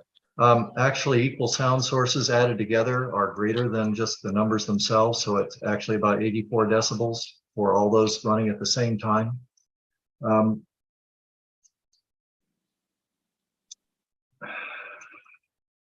So we don't want our neighbors to have their windows shut so they don't have to listen to it. They need to open their windows when the temperatures are moderate. And we noticed that the townhomes have put up their own noise fence. If you go down to the next attachment, please. They've got noise fences to shield from Bear and Cameron traffic noise on the northwest corner of the property. And suppose, according to their acoustics report, the noise is about the same from the air conditioners as it is from the street. So, okay, if you're putting that up to shield your own property from that same level of noise, we'd sure like you to do it for the neighbors in Hickory Cluster who really don't want to listen to the air conditioning units because we don't have them here. And by the way, at least 2 sets of RA design guidelines call for acoustical screening. And in fact, the acoustics report submitted by TriPoint says that if there were a 5 or 6 foot tall wood board and batten walls along the rear lot lines of the new townhomes, sound levels would be approximately 10 decibels lower, or 27 to 28 decibels. And with the screening fence, it is unlikely that the condensing units would ever be audible at the Hickory cluster community. So folks, please put up those screening walls, and it would be really good to do them on the rear lot lines of those beautiful townhomes that you've designed. So if the ship laurels will be specified to be 54 inches or so, 3 feet to 6 feet, great. If you can put screening acoustical wood fence walls on the rear lot lines of 31 to 36, that could take care of the HVAC noise issue. Please. Thank you very much. Thank you, Michael. Anybody else? I think we had somebody from earlier, so I think there are a few other. There is someone named Michael Livingwood, and I believe he is on a dialed in line. I'm gonna attempt to, well, Michael, Jim Livingwood, you would have to unmute yourself if you are dialing in by hitting *6. If that is you. Not getting any response here. All right. No response from them. We had Ralph and Ann Youngren, but they are not going to be in attendance tonight. And that is it for our affected parties. What about there was a woman who raised their hand earlier and wanted to talk. Give me 1 second to make sure she is still here. Oh, Christy. Oh, Carol Laird. Hello. Hi. I just Hi, wanted Carol. to. If you just for the record, if you could, just since you don't have a registered statement, just say your name and address, and then This is Carol Laird. I live on Maple Ridge Road, which is in Hickory Cluster. It's directly behind the new townhouses. Great. All right, you have 3 minutes. Okay, I just wanted to reiterate. I'm glad that a lot of the issues I had have been resolved, but I am still just mystified by the air conditioners not being placed on the roof, as had initially been proposed by the DRB in 2018. So I'm just wondering why you're not following me through with that, because the initial ruling was then that all air conditioners should be rooftop. Thank you, Carol. And that wasn't the only thing I had to say. The other thing was, I'm very glad that you're going to be replacing those shrubs in between the new townhouses and Hickory Cluster on the, that will be higher and will mitigate the headlights. So. Anything else? I think that's about it, but as Michael Paas said, the noise from these air conditioners will negatively impact our quality of life, and I would be much happier if the sound from them was lessened. Now, I guess you can buy barriers or putting them on the roofs of the townhouses has initially been proposed. Okay, thank you. Staff, do we have anyone else? Yes, we have Christy. You're unmuted. Thank you. Good evening, everyone. I'm here in support of TriPoint's proposal. As you know, we own and operate the new Lake Ann House, and we are excited to have TriPoint as our developer on the excess parcel of our land. I just want to say that our 300 residents that live at Lake Ann House are excited about the new development that's going to go in there. The land is ready for them just about, and the residents are excited to see all the different things that are going to go in there. And I think, as alluded to and Greg's presentation. The residents will also, they're part of the community and they will be utilizing some of these amenities. And it's going to be a benefit both for the new homeowners as well as our residents. We certainly appreciate and support the design that Tri Point has come up with. We think that it ties into the community nicely and that it certainly complements the new building that's been there. And from seeing the landscaping plan tonight, I think that that also ties in as well. And I feel good about what's being proposed in terms of the value to the community. And as a neighboring development to Lake Ann House, we're looking forward to having new neighbors there on that lot. So thank you. Great. Steph, was there an Alan? Alan, I think, had his hand up. I wanted to just acknowledge, see who he was and if he wanted to speak. Hi, Alan. We have you unmuted.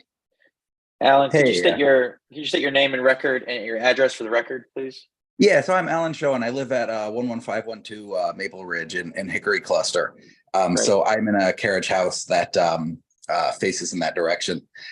Yeah, I mean, I wanted to reiterate the same concerns. My bedroom faces the direction of the new development. So, you know, headlights are going to be pointed at my bedroom windows. So yeah, I would appreciate those bushes being higher. And yeah, the noise as well, because again, my bedroom is on the side of the house facing that that development. And yeah, I just wanted to mention something. I gather that I'm fairly recent, new to this process. I gather the plan that had some of what we're asking for was initially approved in 2018, and there were some you know, interest rates and such cited as a reason to need to cut costs. But since 2018, housing prices in this area have gone up quite a bit. Mine is up about 25%. So it seems to me that there is some offsetting that any need to any increased costs, that there's also something else, you know, that's maybe creating some capacity to cover you know, the original plan as opposed to needing to cut costs down. Great. Thank you, sir. Anyone else, Steph? No, I don't see any other hands and we don't have anyone else registered. Okay.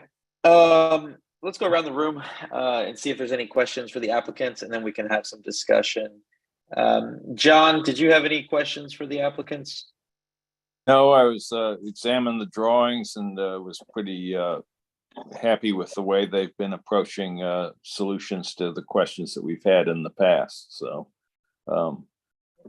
it looks good to me, and I think the affected parties are asking for minimal changes that certainly should be accommodated. Okay. Sarah, did you have any questions?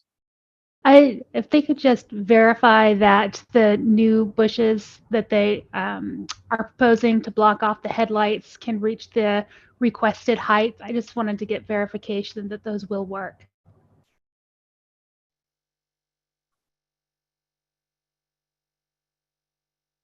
This is Joe Plumpy, the landscape architect. Yes, they'll be fine. They'll meet and exceed that height for the skip laurel. Okay, I'm sorry. thank you. Could I also mention, this is Greg. That's shame on me for not catching that. If you look at the next to last slide, it does call out the skip laurels as to be 5 feet. Towards the bottom, next to the dog, next to that cute dog, you'll see 5 foot skip laurel. So we did try to note that wherever we could, but we must have missed it in that one location that Mr. Poss mentioned. So that was an error, but yeah, that we're totally fine with doing the 5 foot skip laurel. Perfect. Thank you. That's all I had. Thank you.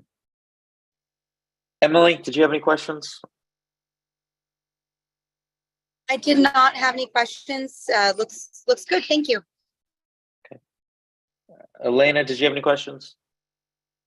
No, just a comment. Still not in love with that one center kitchen side elevation. I know it's not going to be as visible as the others, but it is, it doesn't seem well organized as a primary or even a secondary elevation. Trying to think up of a solution. I'm sure the architect did as well. Could we just look at the site plan, and let me scroll to it myself. So that elevation could occur at 20, which locations? Oh, so 23, 22, between lots 22 and 23, and where else could it occur? I 22, suppose 31. Yeah. 30, 31. Yeah. 7 and 8. Well, not 7, right? I mean, 7's probably the most. I mean, you'll be able to see that as you're driving up North Shore Drive. I hope that one's not. We had intended to have that be a low visibility, but if you want to make that a high visibility, we could certainly do that. Yeah, I mean, I think high visibility wise, it should be 18, 15, 1, 7, 30. Kind of all the 5 perimeter, so to speak, houses. I even think personally, or sorry, 36. Sorry, 36 is what I said. I even think lot 30 should be it because it's, you know, kind of your public area way, but I'm not going to push for that one. As long as they're all on the perimeter, I think would be key. But yeah, Elena, so I think it could occur on 22, 23, 8, 31, or 30. Okay, thank you. I think when we make it, okay, thank you. No, I agree with you. I think it's a weak design. It definitely doesn't do much, but we can talk about it a little bit more. I just think, especially in comparison with how the other elevations have developed and improved over time, I just do want to commend the architect and the developer for the improvement of the other elevations. Okay. Mike B, did you have any questions for them? No, I appreciate the shift to the skip laurels and their willingness to come with a taller product and making sure that's going to get the height we need. I guess my question is probably going to be jumped on by some of my colleagues on the board who are architects, but the commentary previously about some of the changes in the facade and how high we were going with brick, et cetera. I mean, maybe that's something you were going to jump all over, Michael, but I'm just curious to get, is this reflective of what you're proposing here on slide, I guess, 16, staff, if you don't mind clicking down? Does this represent what we intend to go with as final? These color schemes? Yes, if you need from us, yes. Okay. Yeah, and I believe it shows the one level of brick on the corner units. That's correct. Okay. Just wanted to be clear because I know there was some discussion earlier and that was a little while ago, but I wanted to make sure we were clear on what we were doing there. But okay, so that was a reduction based on what I think we had discussed in the previous, but I mean, I think, and I guess maybe this is a question amongst my colleagues on the board, but I don't necessarily take any issue with what's being shown here. I guess maybe that's a question for you, Michael. I mean, I'm fine. I think it's fine. Yeah. I'm not too worried about the brick. The reduction down from previous. Yeah, for the rear. Yeah, I think it's okay. Okay. Yeah, nothing else from me, sir. I appreciate it. Now, Jim. Yeah. Might say something. Yeah, there's end elevations. If we go back to the plan that was up here previously that shows the high visibility, the center kitchen one just really is I mean, you look at the high visibility one, that it has a very nice feeling. The one in the middle, okay, but this center kitchen one really is. I mean, if we go back to your site plan that shows where the high visibility ones are, I think those units 7 and 8 on the ends, the one that's next to the park. If you're coming down North Shore, you know, towards Lake Anne, I think you're gonna see those on, let's see, lot 7 and lot 8, those end units. I certainly appreciate the ones that are directly facing, but I think these are going to show as well. I mean, maybe there could be just a little more, you know, high visibility and attention. I mean, I think you're certainly on the, you know, the right thing here with the one that's showing the 2 stories of brick. It just seems that center kitchen option just really, that one in particular needs some attention. Can I, since you and I seem to be the most bothered by that one, and I don't want to start discussion too soon if you would prefer to wait, but I just like Michael. But I'd just like to consider maybe just even a change of material, not a bump out like the box bay, but some kind of change of material that did something vertical there to not another window. I know you've got a stove there, but something vertical from the door up to that square window. And that mimicked what was going on. Yeah, the only thing with the comment also about the stove, Elena, is now all I'm picturing is that there's going to be a 6-inch hood vent, venting right there above the front door, and it's going to be, aesthetically, I know we have to have vents, but it's not the greatest location for a vent over a front door. So,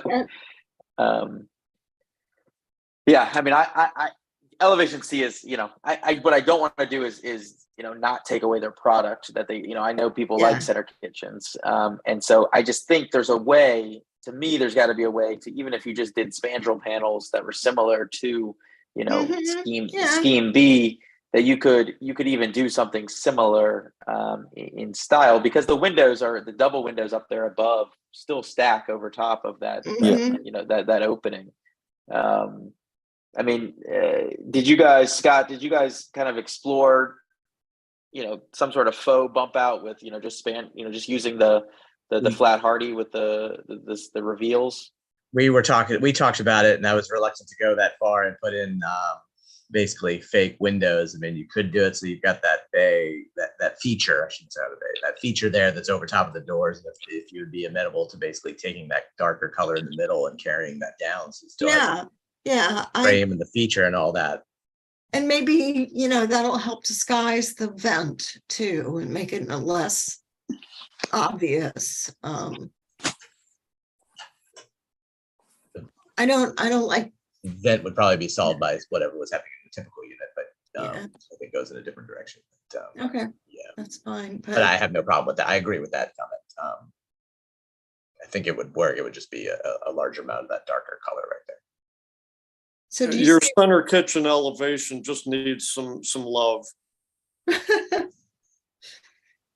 Oh, we love it. So we love talking about it too in the office. Yeah, I think that some of those ideas that have been thrown out to make it look at least more like B, even if you're not bumping out reality, if it's just a slight change in plane. Do you guys think it would help to take that brick up to 2 stories on the side where, and then have an actual bump up on the second floor? Maybe. So, so you could take the brick up and then just bump out where the double windows is to match what the other elevations are doing. Just something to kind of, dress up these end units, because that, to me, it just looks like the side of a house. It's not, And I know they want to improve I know they say the buyer doesn't really care, but I think at the end of the day, people want to have an attractive house. And, I don't necessarily agree that, not doing that is going to make it, less desirable, or it's not going to be paid for. Let me go to Brian, just real quick before we get into further discussion. So Brian, do you have any questions for the applicant? The only question I wanted to ask, since we asked for it and they provided it, was the photometric plan. And without knowing too much about these numbers, but you don't have to go into detail, but could you just explain, what light levels we're going to have here, and were any adjustments made after doing the photometric plan? Just a really brief overview of what we're looking at there would be really helpful.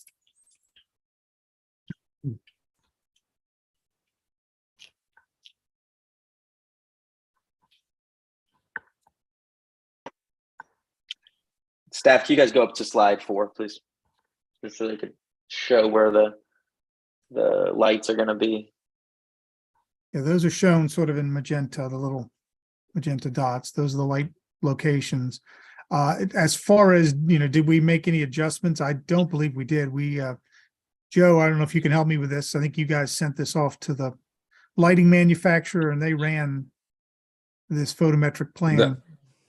That is excuse me, that is correct. I'm finally unmuted. Yes, that's correct. Essentially, all the fuchsia dots, that's where the light fixtures are themselves. They are dark sky rated, meaning that they are down lights. They're not shining up in the air, and they would have house shields on them and so forth. Like the lighting levels are generally, we're looking at about a half-foot candle to 1 foot candle as we're kind of going through the streets themselves. At the light fixtures themselves, it's about 2.3, 2.5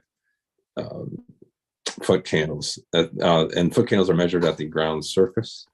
So it's comfortable. It's not going to be disturbing for the neighbors or the people living in the units themselves. So we feel very comfortable light levels that is going to be provided. So when we look at, I see a lot of, 0.04s and things like that along like sidewalks, and that's, yeah. I mean, that's not creating an unsafe condition or anything like that. No, not at all. Keep in mind, there's also front lights too that people can put on their porch lights, but essentially 1 foot candle on a park bench at night, you can read a newspaper, fine. So if you think about that, it's half foot candle. We feel that we don't want to go too bright, excuse me, then it becomes obnoxious for everyone, neighbors, as well as the people who live in these townhouses. So we felt that we've done this many times. We feel that this is adequately lit and does not provide an unsafe environment. Can I just mention in the slides that we walked through earlier, the colored pictures, towards the back of the package, there was a light sheet fixtures called Site Furnishing and Materials sheet, and it's got a photo of the Guardco, thank you. the street Thank you, lights Greg. by Guardco. And you can see the full cutoff fixture. There's no bulb hanging down that would spread the light out. It's I think it's the last sheet, just about. getting towards the end of the packet, yeah.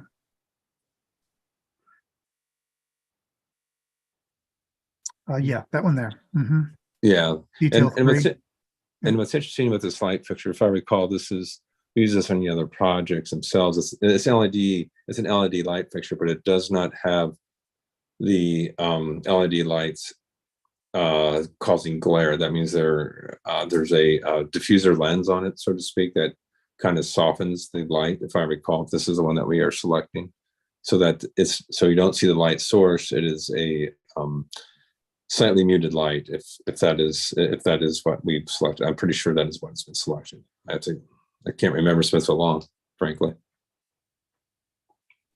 So just since we're talking about the color, do you guys know is the color temperature 3000 Kelvin on this? that's our goal. That's our goal. Always. That's what we strive for. Okay. Is All right, because anything, so it's not too cold, not too warm. It's just right in the sweet spot. So yes, 3000 Kelvin. Yes. Brian, do you have any other questions? Nope, I'm good. Thank you. Bruce? No, I'm good. I want to thank them for addressing the points we had raised earlier. Thank the applicant. Great. A couple questions that I have. I think the point by Hickory Cluster with the fences, it sounds like, and you guys correct me if I'm wrong, for lots 16 through 30, Are you guys providing rear fences for those homes, the ones that back to Barron Cameron? Yes, at the last meeting in November, we did already commit to doing that. That's no Okay. problem. That's no problem. at all. Could you guys commit to do rear fences from 31 to 36 to address the noise concern of the HVAC units at the rear property lines? I thought that's what we were just talking about. I gotta look. Oh at no, the- I was asking about the ones from along Barron Cameron, but I was figuring that you guys could potentially just do it for the 31s through 36 now, which are the ones that border Hickory Cluster. I was saying, could we put the site plan up, please? Yeah, So we could, yeah, that would help me very much. Yeah, the last time in November, we talked about putting rear yard fences along the row of units that back up the Hickory Cluster as a standard, not an optional item, that we would do that as standard, and that's, Okay. we're committed to Yeah. doing that. Yep. Yeah, 31 guess- through 36, we will do that. Okay. Yeah, I guess it's just not, I don't see it clear anywhere, and I think that's why they brought it up as a concern. I just wanted to first talk about that. Second thing, it looks like I have a couple things I just want to go through and just clarify. The windows, we had asked to see potential elevation differences if you guys went back to the casement windows with some transoms or some kind of hopper style windows. It doesn't look like that was looked at.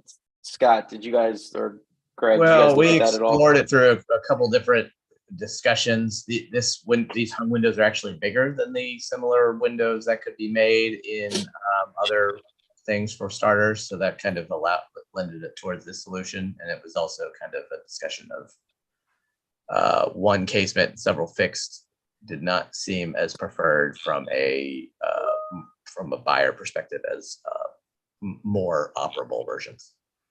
Yeah, I just bring it up because with the area that it's in, Hickory Cluster is big, big panels of glass. You then have the Fellowship House next door, which is now obviously it's a storefront detail, but it's big panels of glass. So it just seems like I still personally think your first iteration of the design looked much better from the window. I think the double hungs just they're simple. It's what you see on every house. So to me, it doesn't quite kind of have that uniqueness that it did before. But I understand why you're where you are. The front door seems to have changed. You did have a full light front door, and now you have a half light. Is that correct? Yeah, it was also a discussion about privacy, kind of security, I should say. It just gives you a little bit more feeling of security on those level where there's not as much, you're walking down the stairs and somebody is at the door kind of thing. Okay.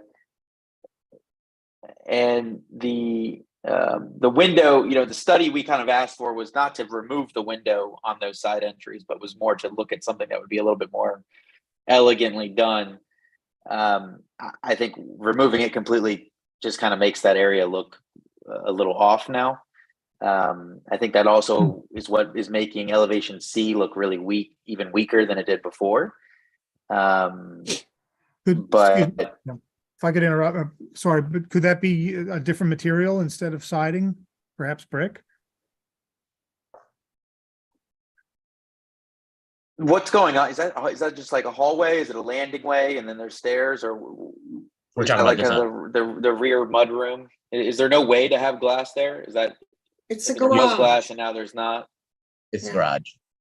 It's garage, and we suggested doing a half window, like a small square window, like you often see in older homes, actually, next to the front door.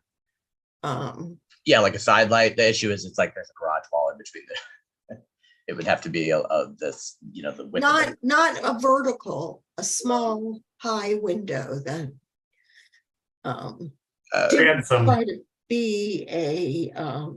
didn't try to be a vision light, is what I'm trying to say. It was Okay. just a way to let natural light in, and it broke up the elevation. Yeah, I mean, I don't think the entryways have improved. I think they've gone down in design, just from getting rid of the full light door. I think if privacy is a concern, then you should get rid of the light completely, because at the end of the day, people are just going to throw blinds on these half light doors. It's not going to, it's not a valid argument from a privacy thing. So yeah. So just some of my kind of comments. What was the final one? The garage door looked like they lost all their windows and now they're just all solid black. Is that also accurate? Yep. And kind of what's the rationale? Similar comments from a marketing perspective. It was just apparently privacy. It wasn't really needed to have lighting in there. Durability. And breakability of the durability of the doors themselves. Okay. Okay. Let's go around. Let's have some further discussion, and then I think you guys are looking for final approval, right? Yes. Okay. If we could go back to your comment about the front doors, though, Michael. Yeah. Before you get too far away from that discussion, I think the concern with the full window into the garage right next to the front door is that people were going to just put a blind up and it was going to just be a crappy garage window next to the door. So we were trying to find something that was more elegant than that.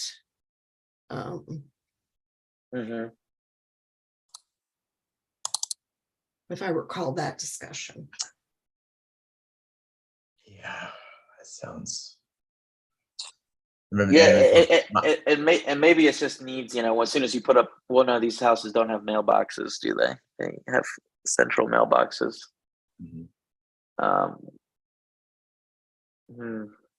Because where will your house numbers go? Are they going to go in that little recess? Yes. Let me just double check. Yeah, because they wouldn't unless they. But I guess for the end units, you probably will put them maybe near the garage door. On the front elevation. Yeah. Over the garage door. Like staff, if you go to slide 19. I guess to me, if this was an end unit, I'd almost put them. If you guys are going to do them vertically, almost on that left hand put them vertically side. Yeah, I think that would look nice. I'm just wondering if it, above the, if we could do something around that door. Maybe I think Elena, what she's saying is, I don't know if it's necessarily a transom, but it'd be like to the right of the door, but be just a kind of up high window that would be, let's say a 2x2 or 3x3 or whatever kind of proportionally makes sense. Is that kind of what you're saying, Elena? Yes. The same proportion as the upper sash of the hung window. Right, or something like that. That could just kind of give it that decorative kind of feel. Maybe could get behind it, and then it looks like all the lighting is going to be in the soffit above on that one. So there's no wall mount. There's no wall mount lighting there. Correct. Just wondering if there's a way to. It's like a little puck light type deal on the underside of that. No, and I'm just playing with the so if you go to elevation C, so staff slide 17, back to the doors, kind of the door situation. Is there actually a canopy awning that's protruding on elevation C? Yeah, the same that's on the other two. There's a little bit of an overhang there. But the other two have an actual physical bump, and then there's the canopy as well. Yeah, I think go to the bump it's kind of a feature. There's it's not like the bay itself sticks proud much. It's kind of flush with the brick, sticks out from the siding a little bit, and then the canopy sticks out further than that. You might see it on the rendering on what was that? Yeah, there you go. Yeah, there you go. Gotcha. Yeah, so I think the bay at all.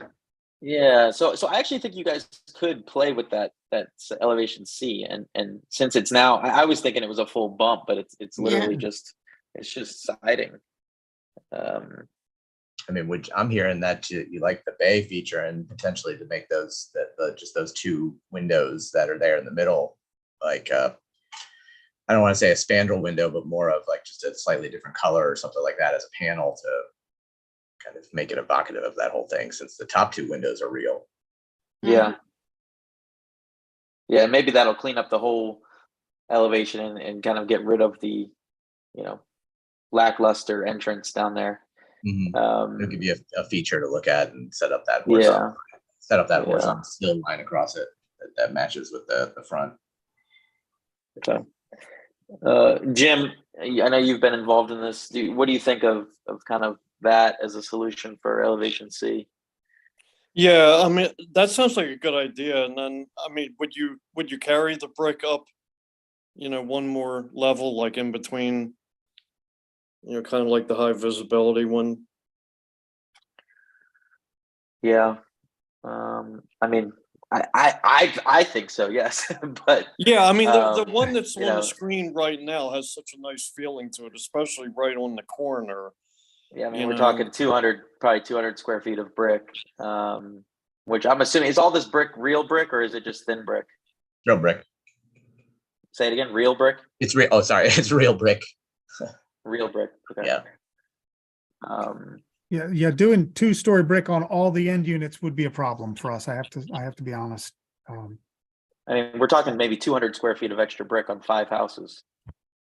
I mean, I'm putting brick on my house right now, and I mean, it's not that much money. I mean, fiber cement is going to cost you just as much.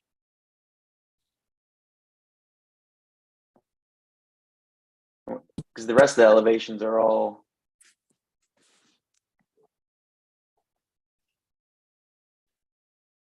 I just think it would do well on those end units. I really do. That elevation C is just, no matter whether it's high visibility or low visibility, it's still visible. It's not like it's invisible. I just think it could really use it. What if we put a band there and change the material between the two, so it's still the 1-story brick but a darker material on the lower portion? Like too many materials. Maybe. Yeah. A band. I like a band at that still level, kind of break it up between the two. If you maybe flip back to that C elevation, so we don't look too much at the high visibility.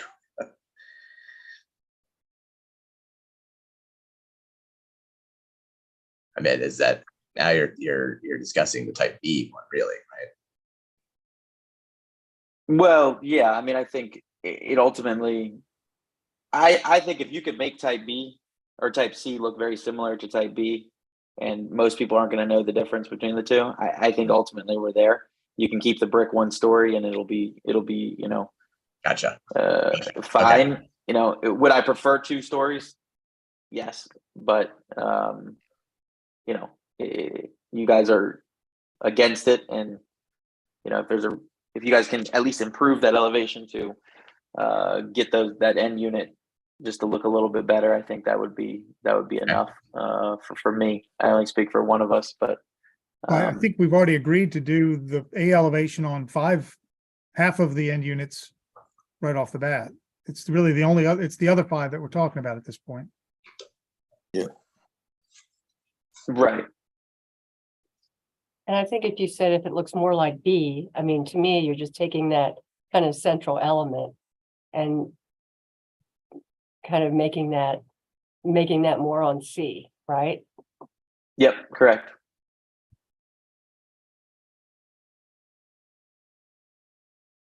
Yeah, we had proposed the A elevation for the 4 high vis lots. I think we just added a 5th high vis lot tonight. So that's 5 lots that are going to get the elevation A. And so now it's just down to the other 5 lots. What elevation are they going to get? And we're going to try and make C look as much like B as we can. Right, just by adding that central element. Yeah. Correct. Yep. Okay. Any other comments, Elena, Jim? Anyone else want to jump in? John, Sarah, Emily, Jim, Brian, Bruce? No, that's it for me. Anyone want to make a motion?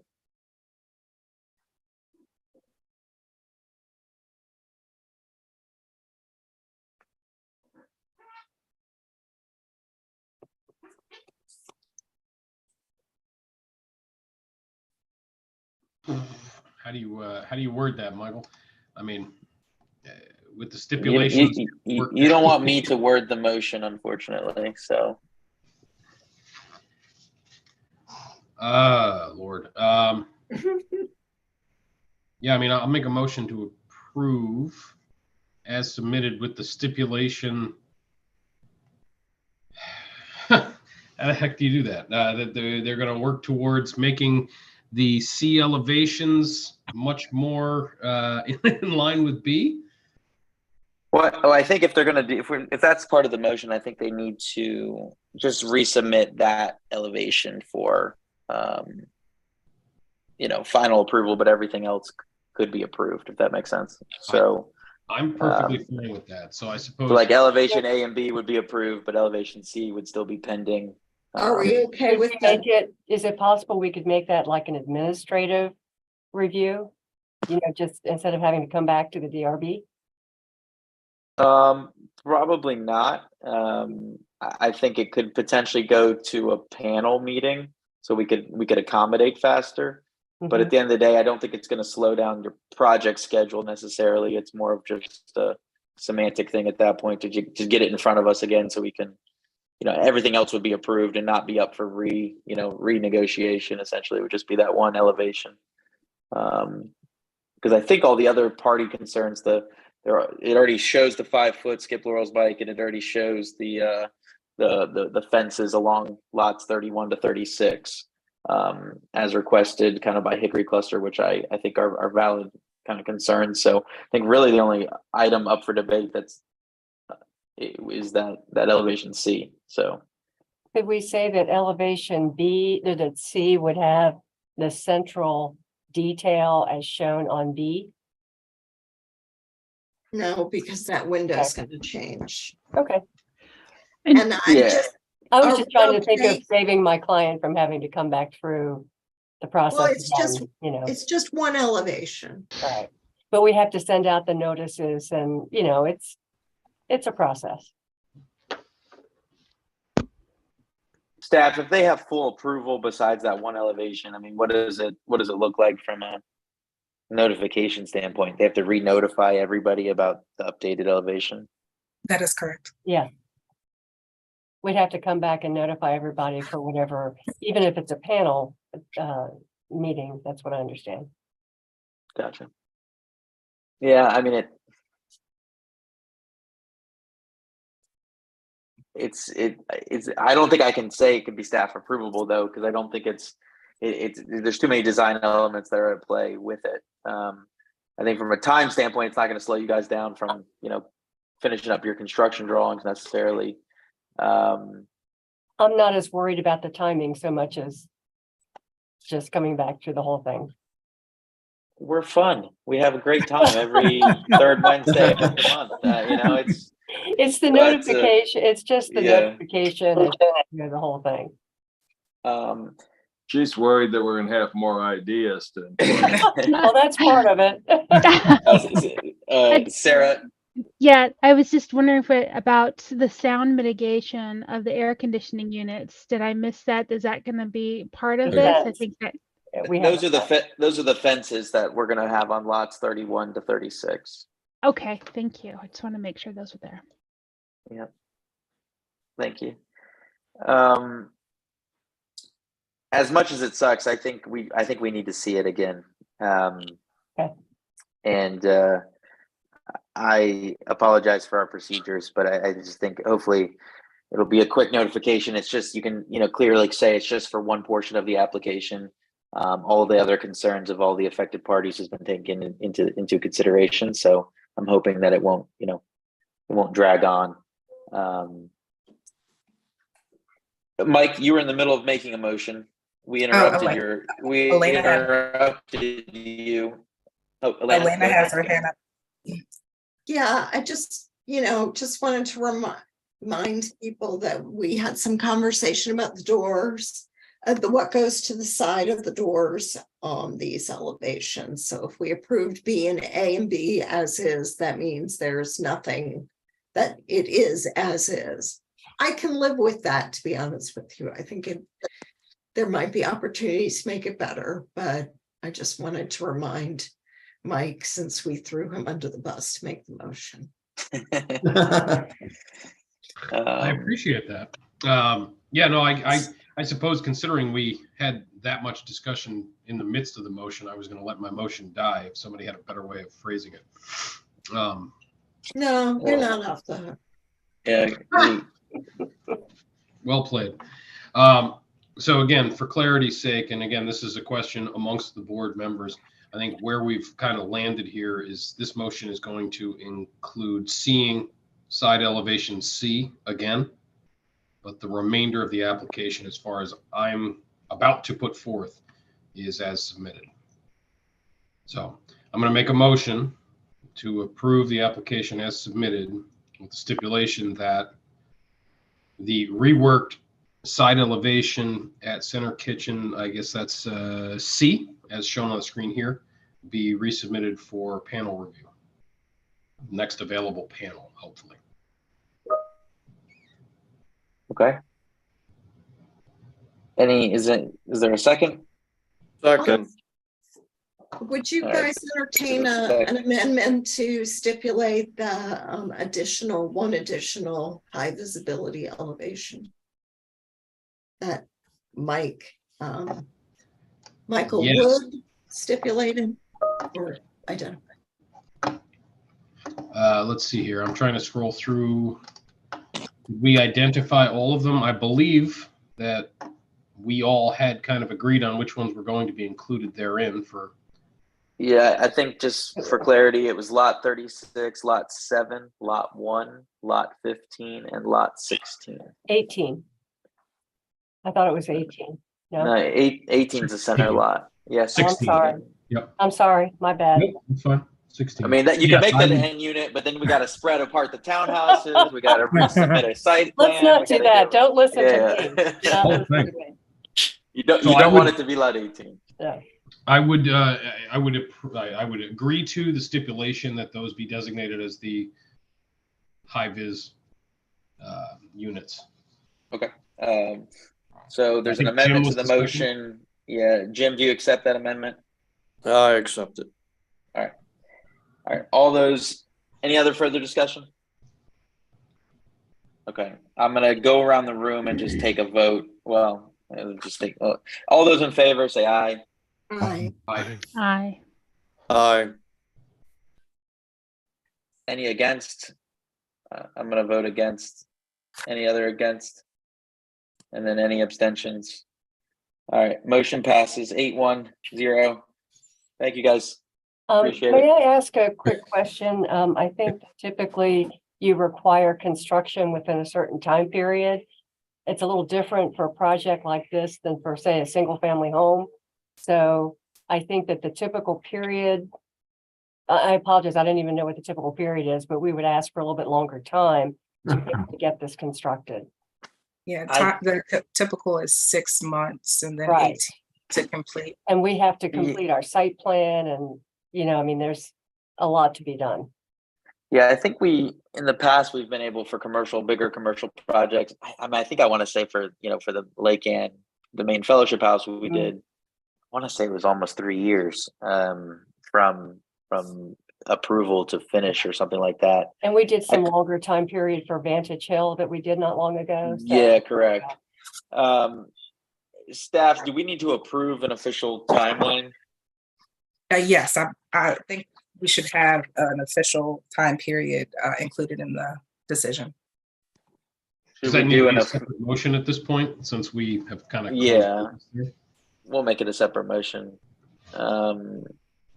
My question for staff is, what have we seen recently with other commercial projects? Are we saying, because we're saying start construction within 6 months, but obviously if they don't have county approvals, then I didn't know we had a requirement. You had to start in a certain time. I thought you just had to be completed in a certain time. All projects per the deed have to start within 6 and then finish within 18. But what we saw with the last project was that it was phased. And I think, Lynn, it was 3 years. That sounds about right with. That's what was on. That's what I was thinking. How long do you guys need? Greg, I'll defer to you on that. Yeah, are we talking to complete construction and be fully settled and all that? To get started, when do you think you'll be? I mean, technically you're moving earth now, so technically I know that was part of the other site plan, but you're kind of started. so to speak. Yeah. But when do you think you actually break ground for houses? I would think probably in the fall. So if you start construction within, let's just say 9 months. That should be fine. I guess the only uncertainty is the permit process in the county, but that should work. 9 months should work.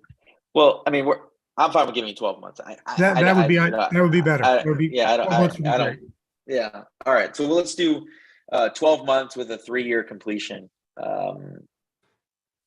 as what you have from an approval. Obviously, we would love for you guys to move much faster. I'm sure your neighbors would love you to move much faster, but I think that would be adequate for that. So I'll make a motion that the timeline be 12 months to start of construction and 3 years to completion. Second. Motion and second. Any further discussion? All in favor, say aye. Aye. All right, motion passes. Thanks for asking that, Lynn. Great. Thank you so much. Appreciate your time tonight. Guys, I think that's all we got. Next week or next month, I think we have we're voting for for chair and vice chairs, right, Cam? Is that correct? Correct. That is correct. Come with your nominations, and we need a vice chair, I know, on my panel, and we'd love to have some new faces, so take into that consideration. And staff, are we good from I think now, obviously, we had 9 people tonight. Anybody need to do any paperwork for you to stay renewed? I know last time Bruce, I think, had to do some. Oh, no, everyone is good for right now. Everyone's good. All right. That means I'll have For a now. full panel, hopefully, moving forward, or full board. All right. Anyone got a motion? I'll make a motion to adjourn. Your motion, do I hear a second? Second. All in favor, say aye. Aye. Aye. Aye. Guys, thank you, everybody. Thank you. Have a good one. Have a good Thank night. See you. you guys. Right.